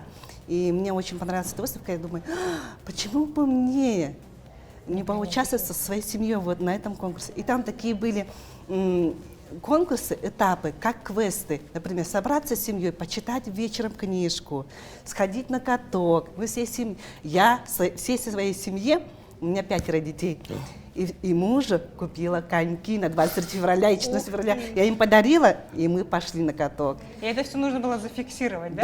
Да, это мы все выставляли ВКонтакте, хэштегом. Мне очень понравилось. И там разные очень интересные эти конкурсы были, этапы. И они прям сплачивали нашу семью. И мои дети спрашивали, а следующий этап какой? А где мы еще куда? А куда мы еще будем? А мы же любим еще путешествия. Там тоже было насчет путешествий. Вот. А вообще какие регионы приняли участие в этом конкурсе? Я думаю, вся Россия уже приняла участие. Ну, я слышала, что финал происходил даже не в Якутске, а где-то вот в Москве или во Владивостоке. В Москве был у нас финал, мы были окружные полуфиналы, где, соответственно, мы собирали самых мощных, самых таких лучших участников и в рамках одного федерального округа собирали их, и потом уже поехали в Москву для того, чтобы принять участие в финале. А кто был самым мощным, самым таким сплоченным? Какой регион? Вы знаете, так вот, наверное, сложно сказать. Каждый регион по-своему, но самая основная задача, еще раз, это самый народный у нас конкурс, его запустил президент 1 сентября 2023 года, и мы были очень удивлены, что такие разные возраста принимают участие. Чтобы вы понимали, порог возрастной до 108 лет у нас. То есть это 3 поколения, дети, мамы, папы и бабушки, дедушки. То есть мы большой получили резонанс с точки зрения семейных ценностей. Этот конкурс точно будем продолжать реализовывать и в конце следующего года, в конце этого года, в начале следующего. В общем, был самый яркий эффект. Ольга, а что было самым сложным в этом конкурсе? Вот для вас лично или для вашей семьи? Ну, если считать на мою семью, то в прошлом году этого не было, у меня проблем с этим, но в этом году у меня трудности. У меня в этом году дочка уехала, студентка, она у меня в Краснодаре сейчас учится, и какие-нибудь такие мероприятия, если говорить, у нас часовой поезд, 6 часов разницы, вот в этом только. А встать на коньки? А встать на коньки это не было самым сложным? Нет, да? Нет, я говорю, так, давай, мы здесь вышли на каток, вот у нас же есть этот комплекс СЛУС, вот этот, мы туда поехали. А я дочке говорю, давай в субботу ты тоже допоедешь и тоже хэштег поставишь. И вот так, видеосвязь у нас получилась, только она запись сделала, я говорю, вот молодец, присоединилась, и давайте вот это мы сделаем ежегодно. Традиции. Вот, традиции. Именно 5 января, мой день рождения, я говорю, все, мы пойдем на каток. Как здорово, замечательно. Сложно собрать за одним столом семью. Что ж, огромное спасибо вам за участие в нашей беседе, за позитив, за вот этот уют, который вы сейчас нам подарили. Ольга, Глеб, я напоминаю, что сейчас у нас в гостях была Ольга Кардашевская, участница конкурса «Это у нас семейное», и Глеб Узунов, руководитель департамента регионального развития «Россия – страна возможностей». Ну а мы с тобой, Петя, продолжаем. Ларина, ты заметила, сколько раз наши гости до этого сказали цифру 1 или первый или единицу? Я посчитал. К чему веду? Не к тому, что у нас сегодня немножко математическое направление, а к тому, что движение первых на фестивале Мусустар у нас в этом году провело республиканский слет, который посвятили теме защитника Отечества и Родины. Слет охватил более 300 участников, движения школьников, студентов колледжа, училищ старше 14 лет. И первые уверены, что их площадка стала одной из самых ярких на фестивале Мусустар. Давайте это проверим. Надя, ты в эфире, мы тебя видим и слышим. Проверяй. Ларина, Петр, начать решила с креатива. Короче говоря, о движении первых сейчас речь тоже пойдет, но вот обратите внимание, вы знаете, наверное, о том, что появилось не так давно популярное направление, которое складывается из двух терминов physical и digital, и получается fidgetal. Это когда есть дисциплины, которые, в общем-то, проходят на компьютере, а есть, когда проходит что-то вживую. В этом году был новый трек, который так и назывался «Вперед к победам». Заключалась здесь вся история в том, что играли в фиджитал футбол. Ну, вы видите, да, как играют обычно в фифу, и вы знаете, что такое футбол на поле. Вот, ну или, скажем, на паркете. Тут, в общем-то, тоже мы с чего начали-то сегодня наше с вами общение? Якутия – твоя сила духа. Своя сила духа в якутском футболе – это имя Василия Ивочкина, потому что есть оно у нас в нашей республике, и, в общем-то, вы о нем прекрасно знаете. Если мы говорим дальше о спорте, вот посмотрите, здесь нормы ГТО сдают все желающие, это участники всевозможных треков, ребята из районов, из улусов, есть даже вот студенты Северо-Восточного федерального университета, ну, понятно даже, да, что они тоже, вот, ребята не только городские, но и из разных районов. Вот давайте посмотрим. Сейчас мальчик будет прыгать в длину. Он берет размах. Ну, 1,20 м где-то было. Я не знаю, в его возрастной категории как вообще считается. Получает он сдачу норматива или нет. Так, мужчина тут тоже у нас прыгает. Ну, 2 метра. Слушайте, я прыгать не буду. Я знаю свои возможности и силы, и я знаю, что 2 метра я точно не прыгну. А еще я знаю, что у меня карманы набиты всевозможными наклейками, значками, которые здесь раздают на фестивале. Я боюсь все это добро потерять. Проходите, пожалуйста. Да, девушки, ну, конечно, мы тут работаем, ничего страшного. Здесь есть еще вот футбольный мяч. Если честно, я не поняла, что это вот какой-то тоже креатив. Автор оставил это загадкой. Я не знаю, надо до него допрыгнуть или надо что-то вот с ним сделать. Ну, не будем мешать прыгающим. Давайте пройдем немножечко дальше. Если мы говорим с вами о движении первых, надо понимать, что это движение охватывает всю республику. У них там тоже расположился корнер, но там сейчас немножечко людно, и я боюсь, что нас с нашей камерой просто-таки затопчут. Пойдемте, я вам вот что покажу, тоже не менее интересное. Так, разойдись, народ, камера идет. Ага, у нас здесь есть выставка диджитал-картин, да, это арт-искусство у нас. Все здесь связано с темой патриотизма. Вот посмотрите, в формате каком выполнены работы. Нарисовано это все, понятное дело, и от руки, и не только от руки, в специальных программах. Посмотрим, что у нас здесь есть. И не только этнические какие-то мотивы, но есть и, например, смотрите, Знамя Победы над Рейхстагом, которое немного по-другому переосмыслили. Вы видите этих медведей. Я думаю, что тут, короче говоря, происходит такой микс действительно какого-то исторического эпизода, который был у нас в истории нашего Отечества, и плюс медведи из мультфильма «Вся правда о медведях». Видимо, так. Ну, это все предоставила любезно онлайн-галерея «Криосфера», потому что здесь вот есть различные работы. Мельник Валерий, один из летних вечеров 1941 года. Да, вот такие картины есть у нас в этом году. Не забудем и про то, что в этом году фестиваль Мусустар посвятили 80-летнему юбилею Великой Победы. Соответственно, здесь есть, конечно, разговоры о патриотизме, треки об этом и искусство, которое тоже напрямую с этим связано. Смотрим сюда, что находится на 180 градусов от нас. Здесь у нас уже корнер, который называется «Сила в единстве», защитник Родины. Здесь ребята, вот посмотрите, учатся прицеливаться, смотрят, что такое коллиматор, познают, как правильно собирать и разбирать автомат Калашникова, и не только. Ну, вот там еще у них есть бронежилеты, тактические рюкзаки. Если мы подойдем вот сюда поближе, то тут уже идет полным ходом курс оказания первой помощи. Полная лекция такая идет, сколько надо сделать, в общем-то, нажатий на грудную клетку, прежде чем оказывать искусственное дыхание. Ну, я думаю, кстати, вы знали, дорогие друзья, что для того, чтобы правильно ритм рассчитать в своей голове, для этого нужны какие-то, в общем-то, свои личные метрономы. И есть замечательный такой коллектив из 70-х годов, Bee Gees, у них есть песня Staying Alive, и, в общем-то, там как раз ритм идет таким образом, что 1, 2, 3, 4, и после этого мы осуществляем процесс искусственного дыхания. Ну вот да, там вот ребята у нас собирают и разбирают автоматы, пистолеты. Есть еще там у них кошка, я вижу. Но я просто ближе подойти не могу, поскольку тут довольно-таки людно, и ребята чем-то заняты. Поэтому оператор у нас работает, а я, в общем-то, работаю, не покладая рта на этом фестивале. А еще, кстати говоря, вообще тут своя такая особая энергетика царит. И если мы привыкли говорить о том, что люди с каждым годом не молодеют, ну, понятное дело, все это происходит в силу возраста, я подозреваю, что здесь время поворачивается, наоборот, в другую сторону. И здесь мы, подпитываясь молодежной энергетикой друг от друга, как раз-таки молодеем. Поэтому вот в чем заключается один из секретов этого фестиваля, Петр и Ларина. Вернусь к вам через некоторое время с еще не менее интересными подробностями. На этом у меня пока все. Слушай, подробности действительно интересны. Ларин, я впервые узнал, что песня группы Bee Gees Staying Alive как-то связана с вот этим процессом возвращения человека к, допустим, потере из бессознательного состояния. Это прям вообще, да, сегодня день открытия для меня. Я знаю, что Надя сейчас остановилась на военно-патриотическом корнере. Я предлагаю эту тему продолжить.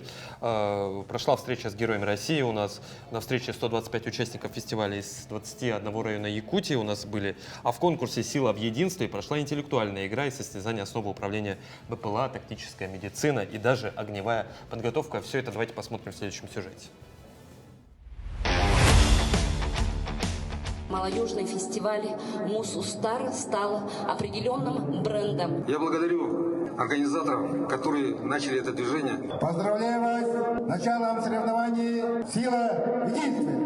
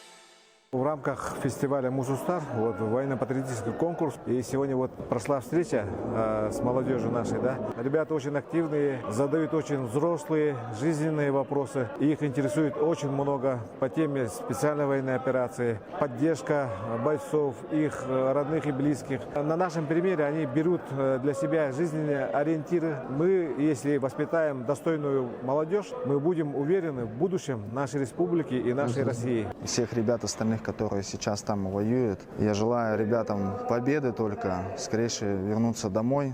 Ну и, соответственно, нам тоже всем победить. Победа – это не только самое главное, но и участие.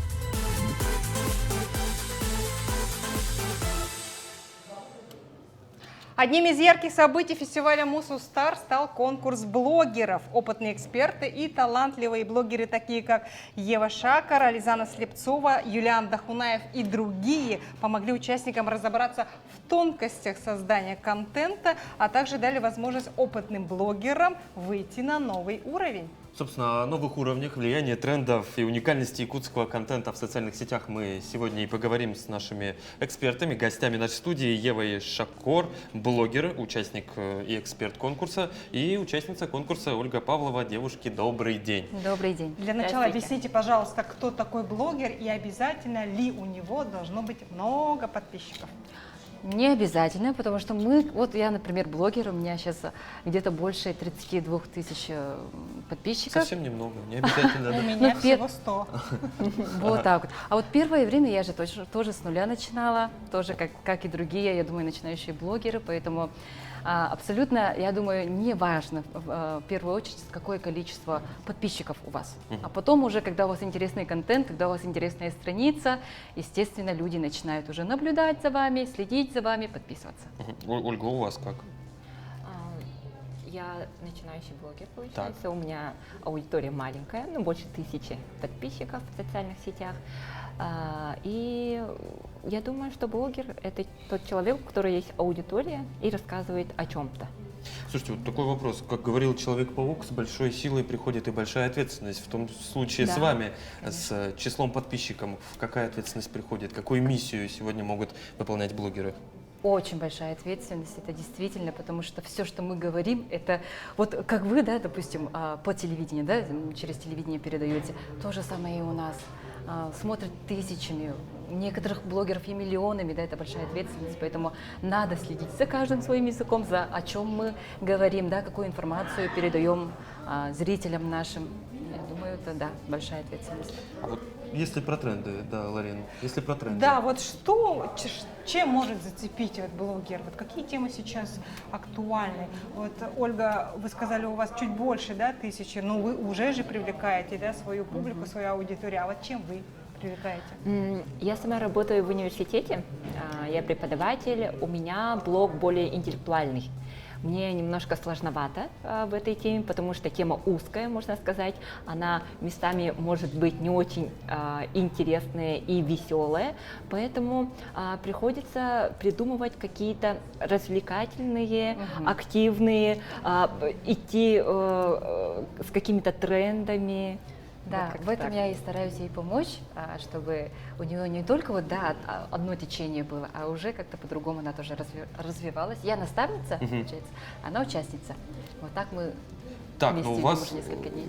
Я так понимаю, контент про университет, вы сказали, более сложный. Наука. Наука. Да. Более сложный интеллектуальный. Ева, у вас какой контент? Ой, у меня, чтобы люди отдохнули, у меня есть и юмор, у меня и про дом, мы как раз построили частный дом, я стараюсь что-то полезное рассказать, что-то, не знаю, как-то, чтобы вот люди после рабочего дня зашли на мою страницу и просто отдохнули, или получили для себя что-то новое, что-то интересное и полезное. Как сериал посмотреть. Как сериал да. посмотреть. Да? То есть получается абсолютно полярные, так скажем, направления. Да. То есть и для вас вы что-то общее, что-то новое в формате Да, мы друг друга подцепили. дополняем, Конечно. можно сказать. А я вот еще слышала, что некоторые говорят, что личное более интереснее, чем вот узконаправленное.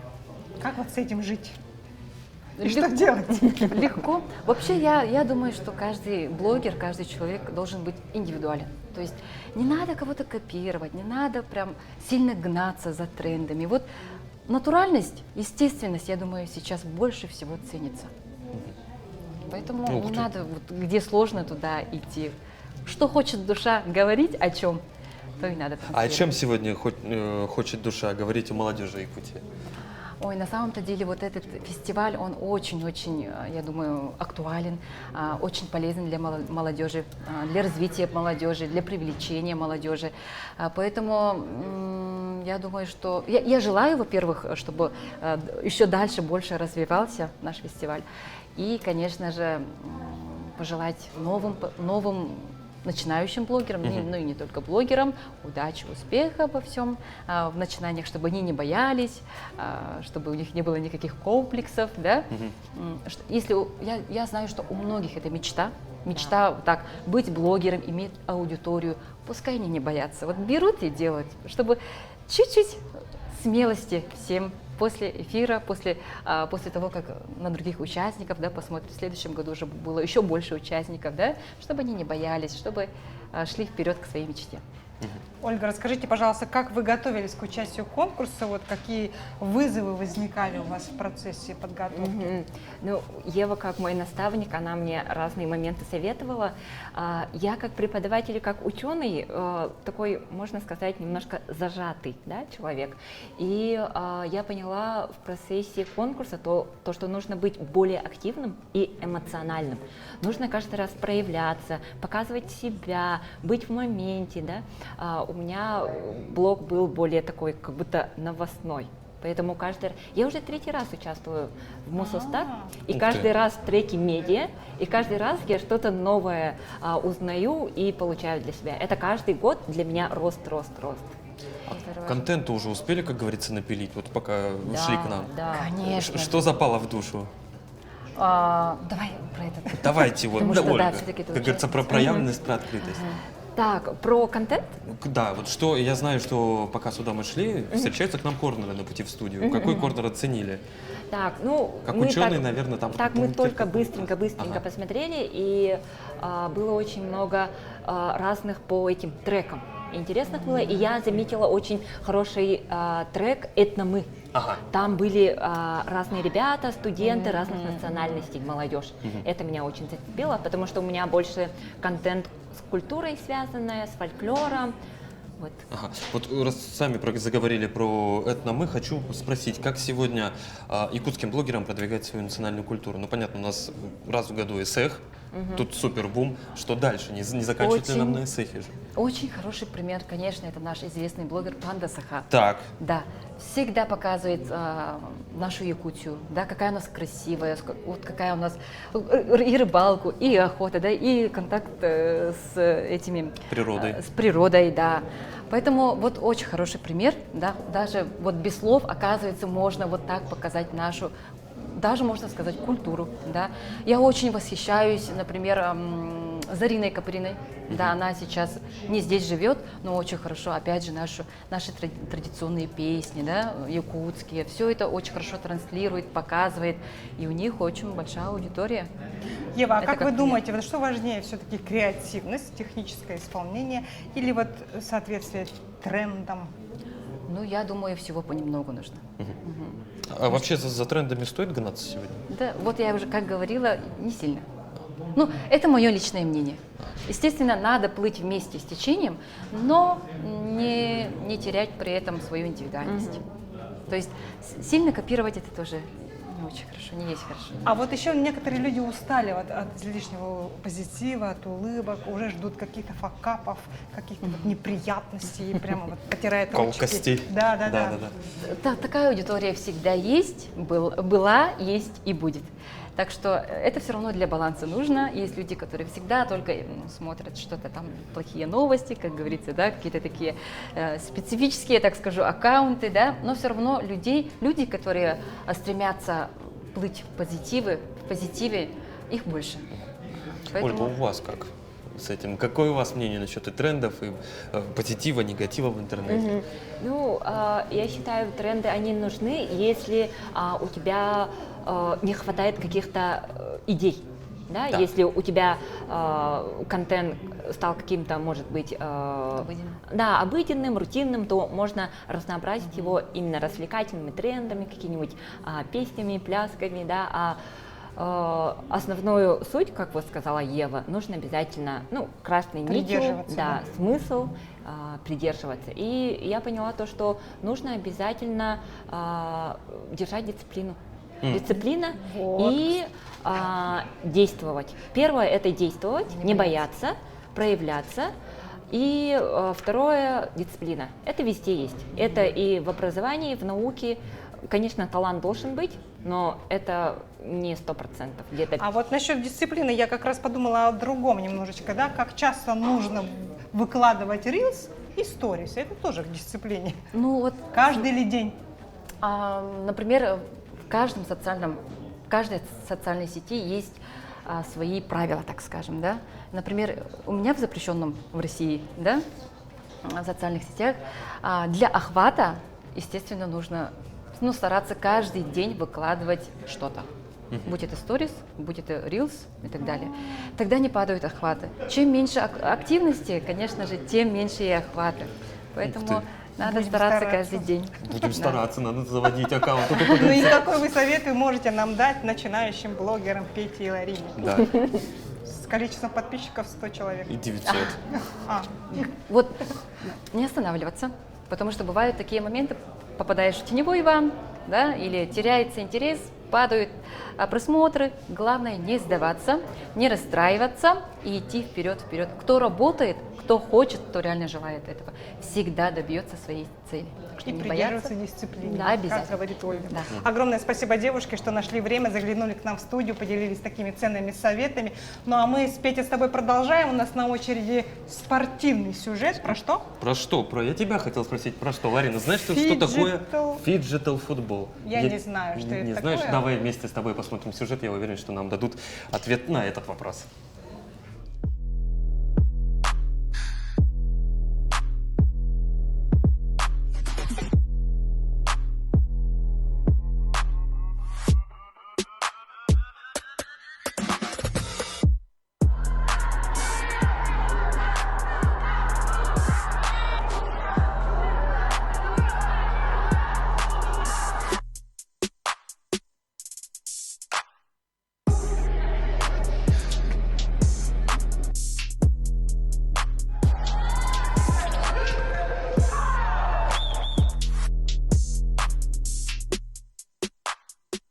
Третье место заняла команда Чуракчинского Улуса.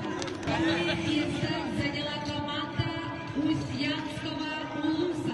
Первое место заняла команда города Якутска. Мероприятие очень понравилось. Я впервые на этом мероприятии. Очень рад, что команда города Якутска победила. Организация очень хорошая. И организаторам огромное спасибо. Будем принимать в дальнейшем участие в таких мероприятиях. Bu mususlardan digital turnir şey bayt. Mana dar şahınların yakayhanın FIFA'lan baran bu memlek takım futbollar Allah entrenet. Bu iki günlük turnirga 49 Allah şöyle hastayanadım. Полуфинал бутыр такарати беда. Финалга тахтах да мечту тестит. Соревнования прошли на хорошем уровне, все понравилось. Отыграли, забрали свое. Положительные эмоции. Большое спасибо за проведение данного турнира.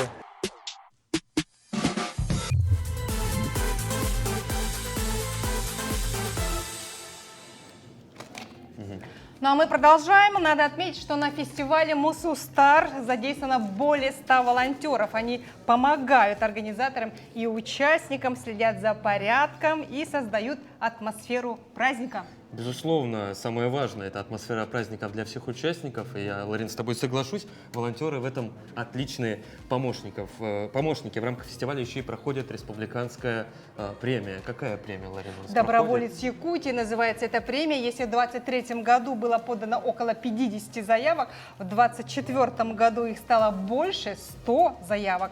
А в этом году уже почти 200, а точнее 195. И тему добровольцев сейчас продолжит наш корреспондент Надежда Саханская. Надя, мы тебя слушаем. Салют, ребята. Да, давайте интригу. Я хочу вам показать цыпочек.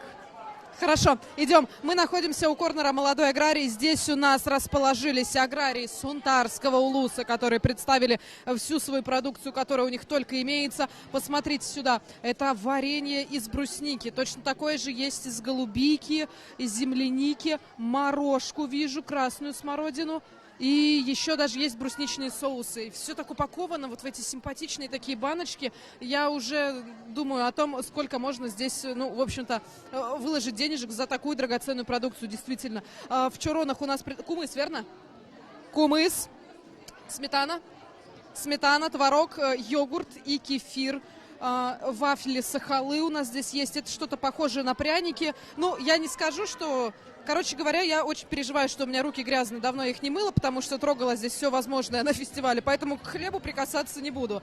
Здесь у нас есть еще различные травяные и не только сборы. Вот, например, свекольный чай. Впервые вижу такой прикол, но я думаю, что это вкусно, потому что недавно сделала для себя открытие. Монгольский чай с молоком и солью. Это того стоит, чтобы это попробовали. Здесь у нас есть крем-воск пчелиный. Я знаю, что вот эту вот историю применяют для суставов, для того, чтобы ничего не болело. Поэтому есть тут такое известное выражение, да? Если какой-то человек что-то просит, обычно говорят: а спину вареньем не намазать, а вот можно намазать крем-воском пчелиным для того, чтобы все работало хорошо и нигде ничего не болело. Здесь у нас что еще? Свечи, о которых мы прекрасно знаем. Это, я так подозреваю, бальзам для губ, верно, мое подозрение подтвердилось, потому что я еще подумала, что это может быть ингаляционный карандаш. Похоже выглядит, но нет. И дневной крем для лица с пептидами и экстрактом тимьяна. Короче говоря, все, чем славится наша республика. Не только о продуктах речь идет, но еще немножечко о лечебной косметике. А по другую сторону этого корнера расположились ребята из Верхоянского района. Но вам, городским, не понять, а это мои, в общем-то, родные ребята, потому что я сама тоже родом из поселка Батагай. Рассказывайте, ребята, что это за рыба? Хариус? Это ряпушка. Ничего не узнала, хоть и тут хвалилась о том, что знаю о Верхоянском районе буквально все. Оладьи. У нас здесь также представлена продукция СХПК «Полюс холода». Здесь у нас сливки, кефир, молоко, сорот, йогурт со вкусом лесных ягод. А мы знаем, какие лесные ягоды растут у нас в Якутии. Это брусника, это морожка, голубика. Даже есть такие территории, где растет книжника. Вот здесь у нас что? Это что, мясо? Это жеребятина, вот цыпочки сейчас будут, дорогие друзья. Здесь у нас представлены перепелиные яйца различных пород, которые выращивают в инкубаторе. И посмотрите, какая красота! Им всего 4 дня с момента вылупления. Это маленькие перепелочки. Я представляю, я не могу их взять в руки только потому, что они еще, ну, в общем-то, должны пройти, видимо, какой-то этап вакцинации. Но вы посмотрите, я думаю, что они испытывают очень сильный стресс, находясь на таком масштабном мероприятии, но, тем не менее, ведут себя довольно-таки спокойно. И вот мы видим, есть еще одно яичко. Ну, не будем трогать. Это разные породы, я так подозреваю, потому что мы видим, да, 2 птенчика желтенькие и 2 птенчика коричневого цвета. Двигаемся далее. Здесь у нас есть история с характером таксидермии. Это бык. Бык, который родился в совхозе Ленинском Верхоянского района. Дело было довольно-таки давно. Его живой вес составлял сколько? 555 килограммов. Вот. Двигаемся далее. Здесь у нас расположился, пожалуй, самый шумный и самый активный корнер, который принимает активное участие каждый год в фестивале «Твори добро на всей земле». Слова классика. Добровольцы. Рядом со мной находится Евгений Амбросьев. Мы его прекрасно знаем по волонтерской работе. Ну, в общем-то, сейчас мы с ним поговорим. Евгений, добрый день. Здравствуйте. Расскажите, в этом году что делали ребята в треке «Добровольцы Якутии»? Получается, мы в этом году провели нашу ежегодную республиканскую премию «Доброволец Якутии». У нас в этом году было более 250 заявок, и 42 финалиста стали победителями данной премии. И сегодня мы узнаем, кто же стал волонтером года. Еще пока неизвестно. Это будет известно на торжественной части? Да, на торжественной части. Вот сейчас, буквально через час, мы узнаем, кто станет волонтером года. Волонтеры в этом году в каких мероприятиях задействованы? Я знаю, что есть отдельное направление волонтеров Победы. Давайте об этом немножечко. Получается, в этом году волонтеры работали на всех направлениях молодежного фестиваля «Мусустар». Участвовали в более 30 конкурсах, которые проводили треки. Вот. И сегодня мы все находимся здесь. Мы помогаем. Волонтеры Победы также проводят патриотический тест, который было поручение главы Республики Саха-Якутия Арсения Сергеевича Николаева. И мы сейчас вот проводим для гостей данный тест. И надо сказать, что волонтеры — это те ребята, которые не только здесь сегодня, да, там танцуют, поют песни, представляют свой трек, они же еще и занимаются работой на этом фестивале, работают на контрольно-пропускных пунктах. Да, сегодня волонтеры работают по 5 функциональным направлениям. Это помощь в рассадке людей, помощь при пропускной системе, помощь в навигации людей, помощь в режиссерско-постановочной группе и так далее. То есть, да, волонтеры еще мало того, что сегодня мы подводим итоги нашей работы, а также мы сегодня помогаем проведению данного фестиваля. Евгений, ну я тут немножечко комплимент вам отвешу в том плане, что с каждым годом масштабы фестиваля растут и ребята. В плане организационной вот этой направленности волонтеры сегодня действительно большие молодцы.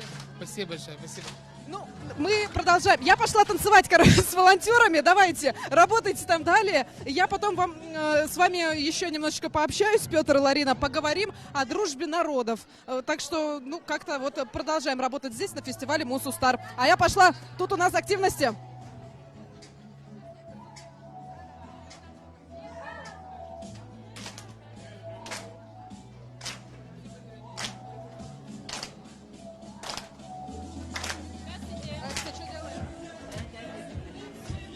Хорошо.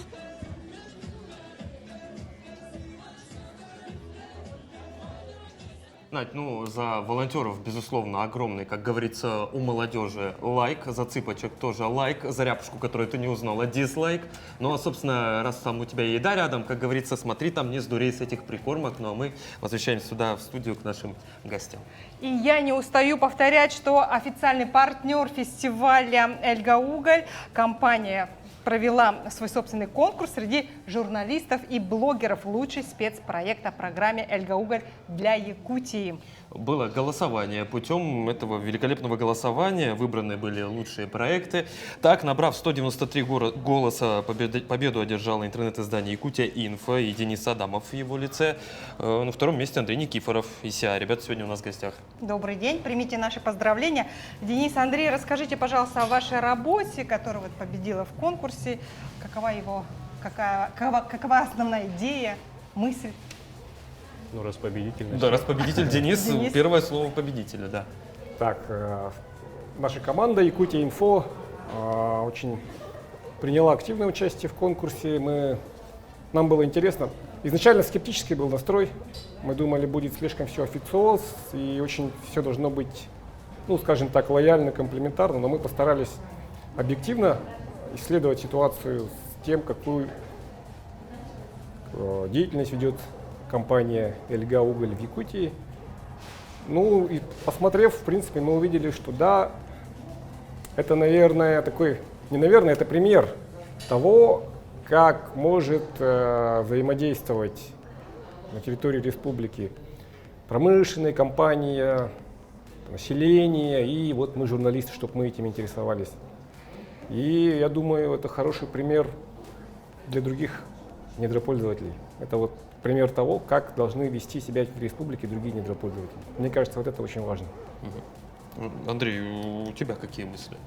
Ну, справедливости ради, конкурс проходил 2 этапа, и Денис с Якутия-Инфо победителей 2-го этапа, то есть они определялись путем зрительского голосования. Так. А мы победили в основном конкурсе, где победителя определяли члены жюри.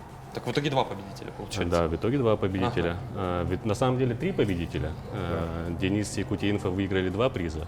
Да. То есть они в основном конкурсе выиграли, и приз зрительских симпатий тоже забрали. То есть у нас был, я не помню, лучший спецпроект, а у вас был... У вас лучший мультимедийный проект. Да, у нас лучший мультимедийный, а у них лучшее освещение. У нас лучший интернет-проект. Да, в интернет-издании.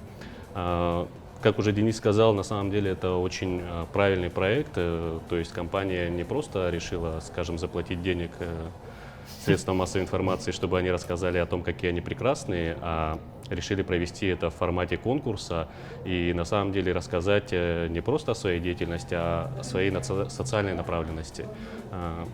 Там были на самом деле очень хорошие проекты. Это там, покупка дорогостоящих музыкальных инструментов музыкальным школам, покупка спортивного инвентаря, оборудование компьютерных классов. Ну, то есть на самом деле об этом можно было и просто так рассказать, потому что это благие как бы дела. Но компания «Эльга Уголь» решила в том числе еще и наладить отношения со средствами массовой информации. И мы приняли участие в этом конкурсе. На самом деле сам по себе этот конкурс в том числе был полезен и для нас, потому что для редакции таких конкурсов, скажем, командных, их не так много. То есть в основном это индивидуальные конкурсы, в которых побеждает журналист. А в этом проекте участие приняла вся редакция, от корреспондентов, начиная, заканчивая дизайнерами. И поэтому это нас как бы сплотило и дает толчок для дальнейшего развития. Андрей, а почему мультимедиа именно выбрали? На самом деле номинаций было несколько, но победителей жюри раскидало, скажем так, по собственному усмотрению. Мы сделали это в формате нескольких событийных материалов, которые объединили в итоговый мультимедийный материал, который в итоге жюри оценило. А сколько вообще было номинаций и как много было участников в этом конкурсе? Знаете вы об этом или нет? Потому что я, например, не слышала о таком конкурсе. Да. Слышал бы, выиграл. Насчет количества участников мы, наверное, вам не скажем. Да, но номинаций было, ну, по-моему... 5 или 6. Да. То есть 5-6 номинаций было, но вот основные это было освещение интернет-изданиях, лучший мультимедийный проект, лучший блогер, по-моему, был. Да, и там... И еще что-то такое было, но я точно вам не скажу. То есть мы знаем о том, где мы участвовали. Да, нам как бы интересно в первую очередь то, что нас касается. Да. Так. Победу ждали? Ну, на самом деле не очень.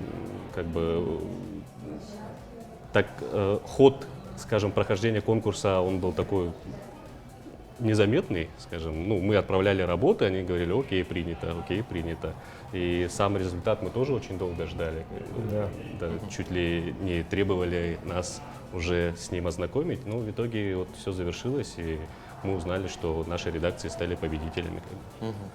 Какой совет вы могли бы дать молодым журналистам, которые бы хотели бы принять участие в таких вот конкурсах серьезных, с хорошим призом? Приз, кстати, какой был? Кстати, да. Мы не поговорили об этом. Что получили? Приз был очень хороший, 1 миллион рублей. Как здорово, действительно хороший. Вот почему мы не знали. Да. Ну, странно, потому что зависть берет. Все, кто участвовал, не только участвовал, но и говорил о том, что конкурс начнется. Почему другие? Довольно активное освещение было, сколько я помню, да. На нас выходили, нас пригласили, именно была установочная встреча с возможными участниками. Ну, какой совет можно дать? Мне кажется, надо интересоваться вообще. Ну, я скажу так. Мы, например, подошли, вот вы сказали, как настроены ли вы были на победу, да? Мы были, да. Мы вот, прям вот, когда мы пошли на конкурс, мы были только настроены на победу, да? Мы были настроены только на победу. Мы проработали стратегию, мы стали очень живо интересоваться, ну, исследовать всю тему вот, недропользователей, постарались не только вот писать о том, что вот какая замечательная компания, да, мы постарались вообще изучить эту ситуацию, чтобы в целом показать, как это в республике происходит. То есть, мне кажется, посоветовать можно интересоваться вообще молодежи, ну, вообще всем не только молодежи, да, всем журналистам интересоваться промышленностью в республике, происходящим процессом. Ну, вот вот сейчас происходит фестиваль Мусустар, все видят только вот, ну, какие-то вот активности, это хорошо, да? Ну, мероприятия проходят, там молодежь участвует, выигрывает, получает призы. А вот именно надо анализировать, вот, что это дает республике, да? Какой выхлоп получает молодежь, именно вот. То есть надо более исследовательски подходить, а не просто вот формально там прошло мероприятие. То есть больше аналитики, на мой взгляд, должно быть. Больше людям показывать. Ну, извините, вот маленькое село где-нибудь в Алданском районе, допустим.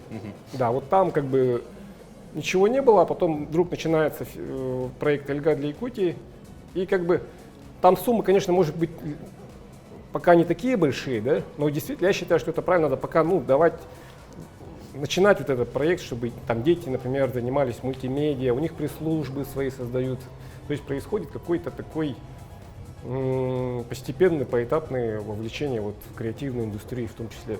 И самое важное, что это пример того, как взаимодействуют разные отрасли.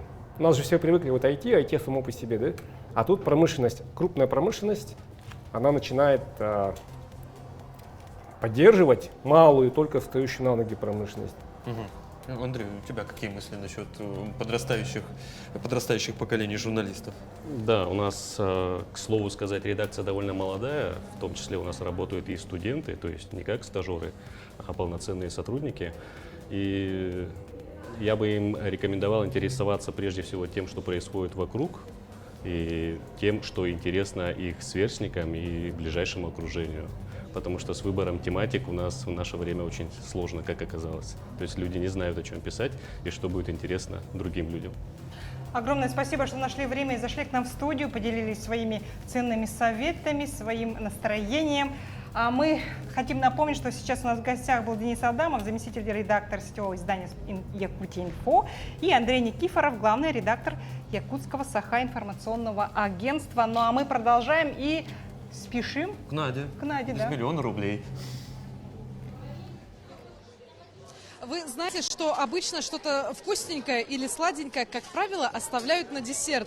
Так вот, я на десерт вам оставила самый красочный корнер, который называется «Этно-мы», потому что речь здесь пойдет о дружбе народов. Посмотрите, сколько красок, буйства дружбы народов собралась здесь сегодня на фестивале Мусустар. И мы говорим не только о тех народностях, которые проживают у нас в республике, но и о тех, кто приехали к нам в гости. А вообще, «Этно-мы», об этом треке мы сейчас поговорим с председателем Молодежной ассамблеи народов Республики Саха Нурудином Нудиновым. Нурудин, добрый день. Здравствуйте. Расскажите, что у вас было в рамках конкурса Мусустар, какие испытания были для гостей, кого привезли? У нас Мусустар проходил в несколько этапов. У нас были районные этапы, потом финалисты районных этапов. У нас в общей сложности приняло участие 27 районов нашей республики. Было около 600 участников, из них мы по итогу выявили финалистов. Как буквально в четверг у нас был финальный этап, где мы наградили победителей, выявили, например, район, который одержал лидерство, занял больше всего очков, это Мегино-Кангаласский район, который получил главный приз. И сегодня у нас уже непосредственно на корнере «Этно-мы» в рамках конкурса «Время традиции», в рамках фестиваля Мусустар уже непосредственно ребята показывали национальные игры, это игры народов России «Мы россияне». непосредственно у нас была игра, связанная с картой Республики Саха-Якутия, которая называлась «Символы народов», где нужно было по тому или иному элементу угадать тот или иной народ. И вместе с этим фишкой нашего сегодняшнего корнера является это иностранные студенты. И наш главный хедлайнер — это Сергей Дубовиков, который приехал к нам с Нижнего Новгорода. Парень, который влюбился в хамус в 2019 году и с тех пор уже играет, научился виртуозно на нем играть и представляет народы Якутии, культуру Якутии уже за пределами Якутии на очень огромное количество разных конкурсах и мероприятиях. Мы его пригласили, исполнили его давнюю мечту посетить Якутию.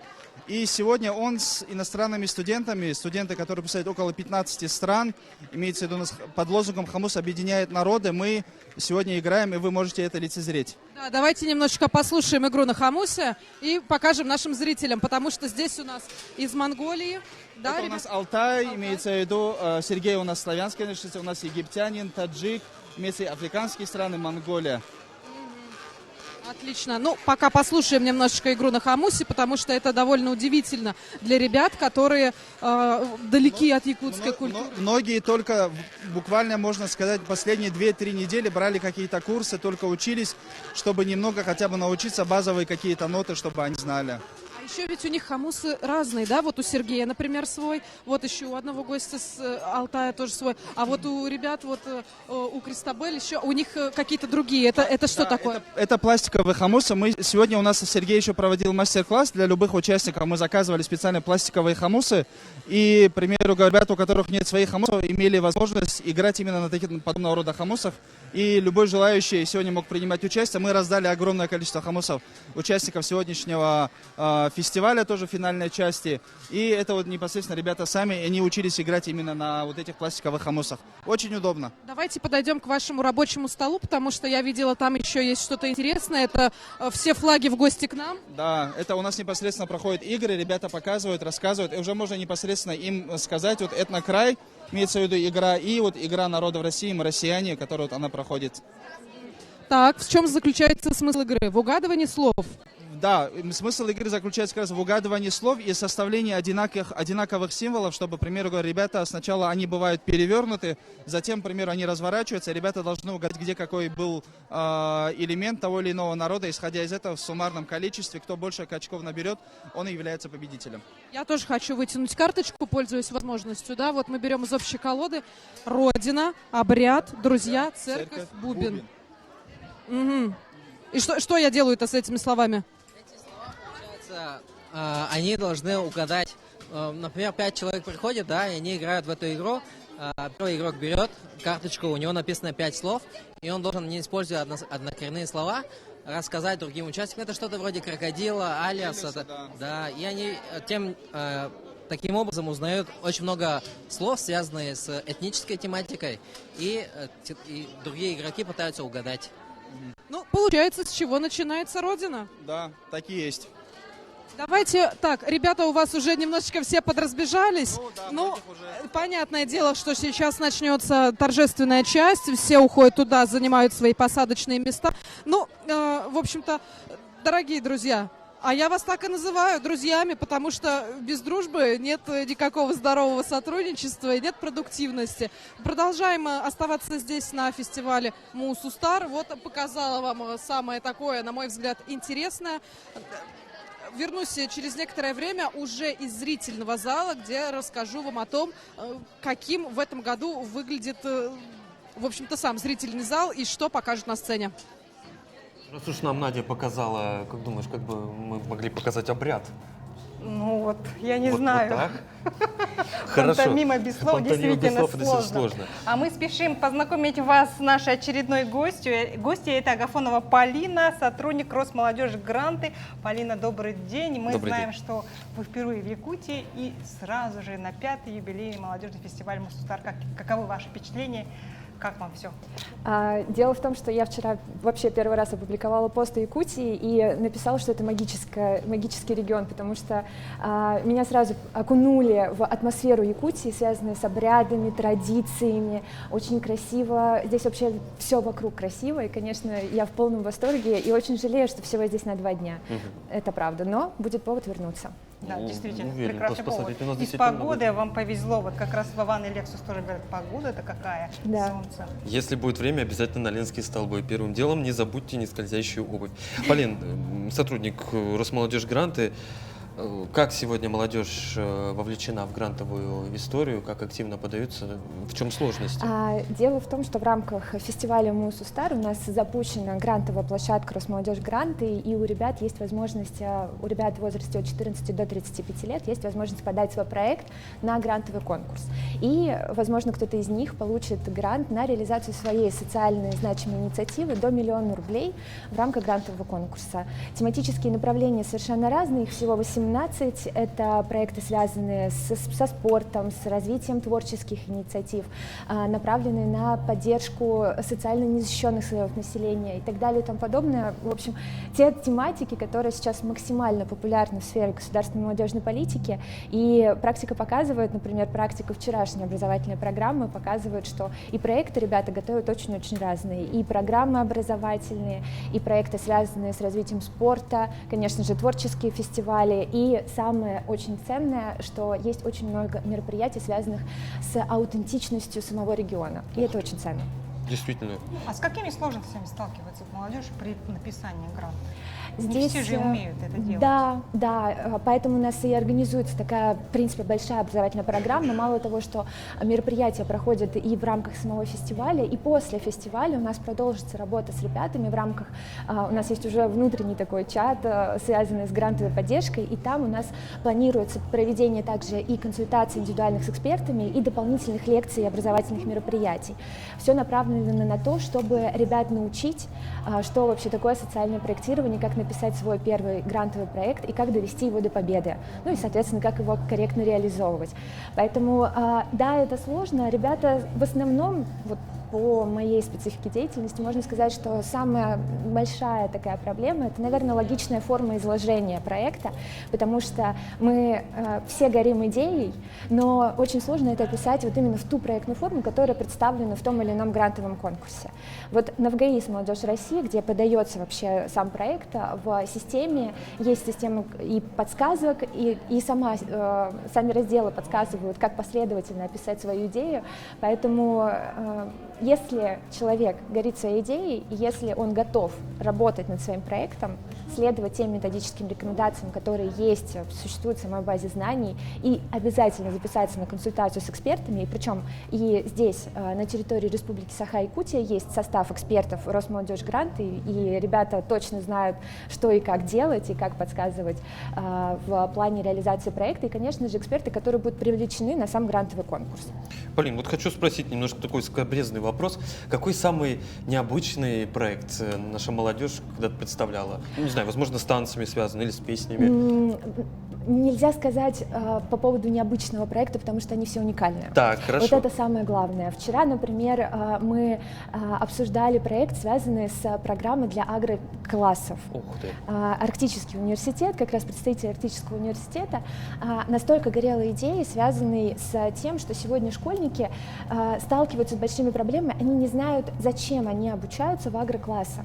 И мы как раз рассуждали над тем, какую программу, какой интенсив можно подготовить с участием самих студентов университета, с тем, чтобы помочь школьникам, старшеклассникам определиться с будущей профессией. А так, в целом, проектов действительно большое количество, и мы ждем, когда же ребята их наконец-то отправят на грантовый конкурс, и когда у нас пройдут публичные защиты с экспертами. И самое главное — реализация этих проектов. Да. Спасибо, Полина. Очень приятно было видеть вас в нашей студии. Приезжайте к нам в Якутию еще раз и обязательно подольше. И вот, как говорил Петр, с обязательным посещением Ленинских столбов. Дорогие друзья, мы продолжаем. И в рамках тематического направления «Воплощай и вдохновляй» прошел танцевальный конкурс «Кюн», в котором провела мастер-классы София Персиянинова, победительница телепроекта «Звездные танцы» на ТНТ. Девушка провела для участников фестиваля 3 увлекательных занятия по джазовому танцу, бродвейскому джазу и дэнс-холлу. Давайте посмотрим. Конкурс современного танца «Кюн». Я очень рада и благодарна вообще быть частью этого события, тем более так далеко, в северном краю, в Якутии. Я сама родом из Новосибирска, я сибирячка. Большое спасибо вообще каждому, кто приложил усилия для того, чтобы этот конкурс молодежный, в принципе, фестиваль состоялся. Поэтому рада быть здесь. Мороз не страшен, дорога не страшна. Я рада делиться творчеством и быть частью.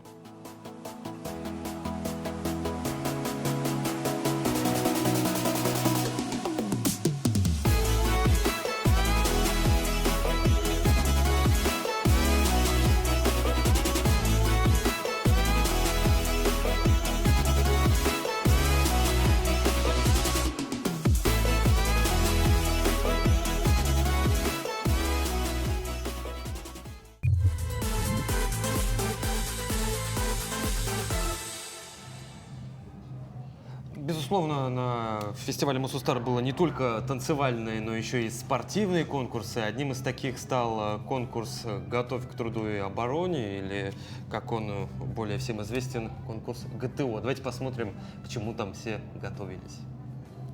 Заявки прошли 24 муниципальных районов и городские округа. В этом году мы опирались на массовость, итого у нас где-то 200 участников сегодня. Состав судей у нас отбирался из числа спортсменов, которые выступают в этом виде спорта, многоборье ГТО. В основном они тренера. Но ребята говорят, в этом году судейство лучше, чем в прошлом году. Уровень атлетов нам уже с годами уже вырос. И очень радует, что северные районы, очень много северных районов выступали. Я не ожидал, что они приедут. В этом году мы уже 4-й год участвуем.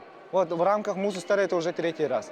Нацеливались только на победу, и вот как в кино выиграли. На первых этапах первые и вторые наши люди коснулись нарт и отстали немного, и в конце потихоньку набирали и первое место заняли.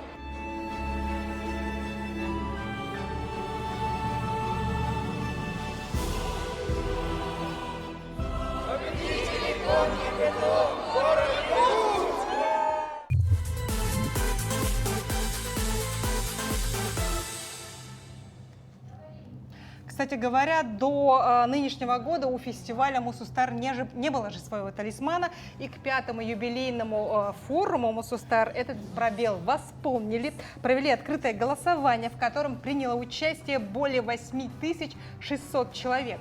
До последних дней, до окончания буквально голосования, борьба шла на равных между двумя талисманами – Кескил и Подснежник. С разницей всего 91 голос с общей суммой в 3176 голосов выиграл Кескил. Автором символа стала Виктория Дьячковская, студентка 2-го курса колледжа креативных индустрий Аярустар, обучающаяся по направлению графический дизайн. А фигурку талисмана подготовил уже Аял Федоров вместе со своей творческой студией Just Pro, вместе с командой. Он у нас сегодня в студии. Приветствуем, Айтал, тебя. Аял. Добрый день. Ага. Аял. Привет. Да. Очень жалко, конечно, что сама Альдинка не пришла сегодня в нашу студию. Я ждала, что вот вы с Аял. Мне кажется, он занят, да?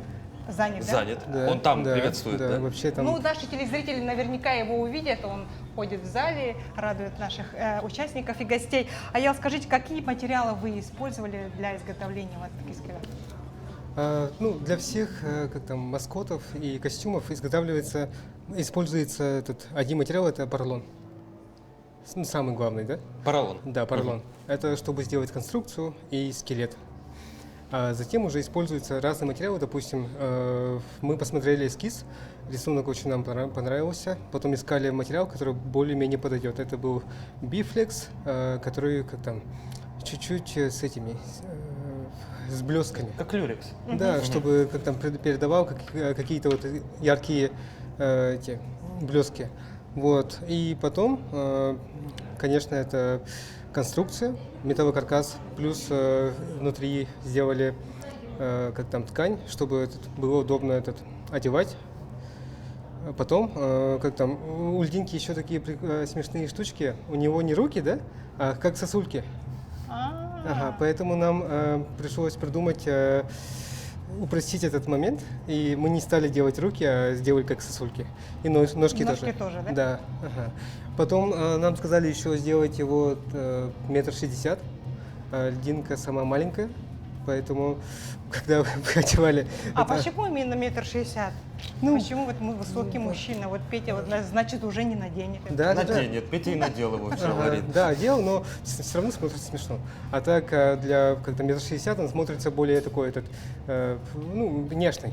Да, поэтому такие вот эти были параметры. А если бы победил бы подснежник, его сложнее было бы делать? Нет, для нас ничего нет сложного. Нет, сложно не было бы, но просто вот нам тоже очень понравилась льдинка в команде, потому что мы не знали, кого выберут, потому что во время процесса нам сказали ждать. Да, вот. Да, нам просто скинули фотографии и сказали ждать. Вот будет конкурс, и потом уже выберут. Мы, конечно, голосовали за льдинку. Ну, это Мусустар или как там, весна. Ага, ледоход. Ледоход. Да, собственно, я про что Ларина говорил. Я накануне нашего сегодняшнего финала побывал у Аяла в мастерской, влез в эту льдинку, чуть ее бедную там, не расколол на две части, потому что это Аял правильно отметил, она создана на человека маленького роста, 165 сантиметров максимум. У меня там торчали ноги. Я бы надела бы, да. Так надела. Но там вот что хочу отметить, что действительно из поролона и бифлекса сделано, в ней не жарко, я провел около часа. В принципе, терпимо, учитывая, что льдинки человеку внутри нее придется долгое время приветствовать гостей и участников. Ну, сегодня почти весь день. А вообще, как удобно одевать костюм? Очень просто. Там... Как рюкзак. Да. Как рюкзак. Получается, просто нырнул, все, ты льдинка. Как рюкзак, действительно. Тут еще такие лямки у нее внутри. И то есть ты, в принципе, человек роста 165 что-то видит. Ну, мне, к сожалению, ничего не видно было. Аял, на ваш взгляд, вот у маскотов, у символов любого фестиваля, и в том числе у Мусустара, какая его главная, основная цель и ценность, что он дает гостям, участникам? Так, мы вот последний талисман делали для Дети Азии, да? Там, конечно, было это приветствие гостей. Талисман — это символ, который держится вся это мероприятие. Я вот удивлен, что это первые, да? Вот. Ну, хорошо, что мы сделали его. У нас юбилейный 5 лет, Мусустар. И это вот самый главный персонаж, который всех объединяет, мне кажется так. Люди остаются с эмоциями, и у них на память будет еще фотография, где будет талисман. И связан только с Мусустар. Ух ты, какие благие. А вот сегодня сюда шли, какие-то отзывы о льдинке уже получили? Видели, как льдинка работает? К сожалению, я очень занятой. Я прям бежал до сюда и еле успел на эфир. Вот вечером мы спокойно посмотрим. Посмотрим. Но мы во время подключения корнером периодически видели эту синюю фигурку, торчащую над толпой молодежи, которая его окружила. Ну и думаю, что можно сказать, что льдинка-то пользуется популярностью. Аял, давайте вспомним, сколько у вас вообще персонажей за вашими плечами, изготовленных в вашей мастерской? Мы сделали? Да. Если вот, допустим, сейчас вспомню, более 1000, наверное, мы сделали. 1000 экспонатов. Это не считая типа талисманов и арт-объекты. Вот на Дети Азии прям вообще был этот полный ажиотаж. Но примерно больше 1000, наверное, потому что мы еще сделали выставку на ВДНХ в Москве. Там огромное количество костюмов было. И в Якутске, когда мы открыли вот выставку, да, там тоже огромное количество экспонатов. Поэтому у нас колоссальный опыт, мы еще продолжаем учиться. А ваш любимый персонаж какой? Так. Ну, наверное, нельзя так говорить. Нет. Да, все они любимые. Как у родителя. Любимый персонаж — это... Трансформеры. Нет. Я голосую за трансформеры. Я тоже голосую за трансформеры. Аял, мы будем надеяться, что Железный человек еще классный. Или льдинка, которую мы изготовили. Да. Спасибо вам за то, что успели к нам. Спасибо за эту яркую, великолепную работу.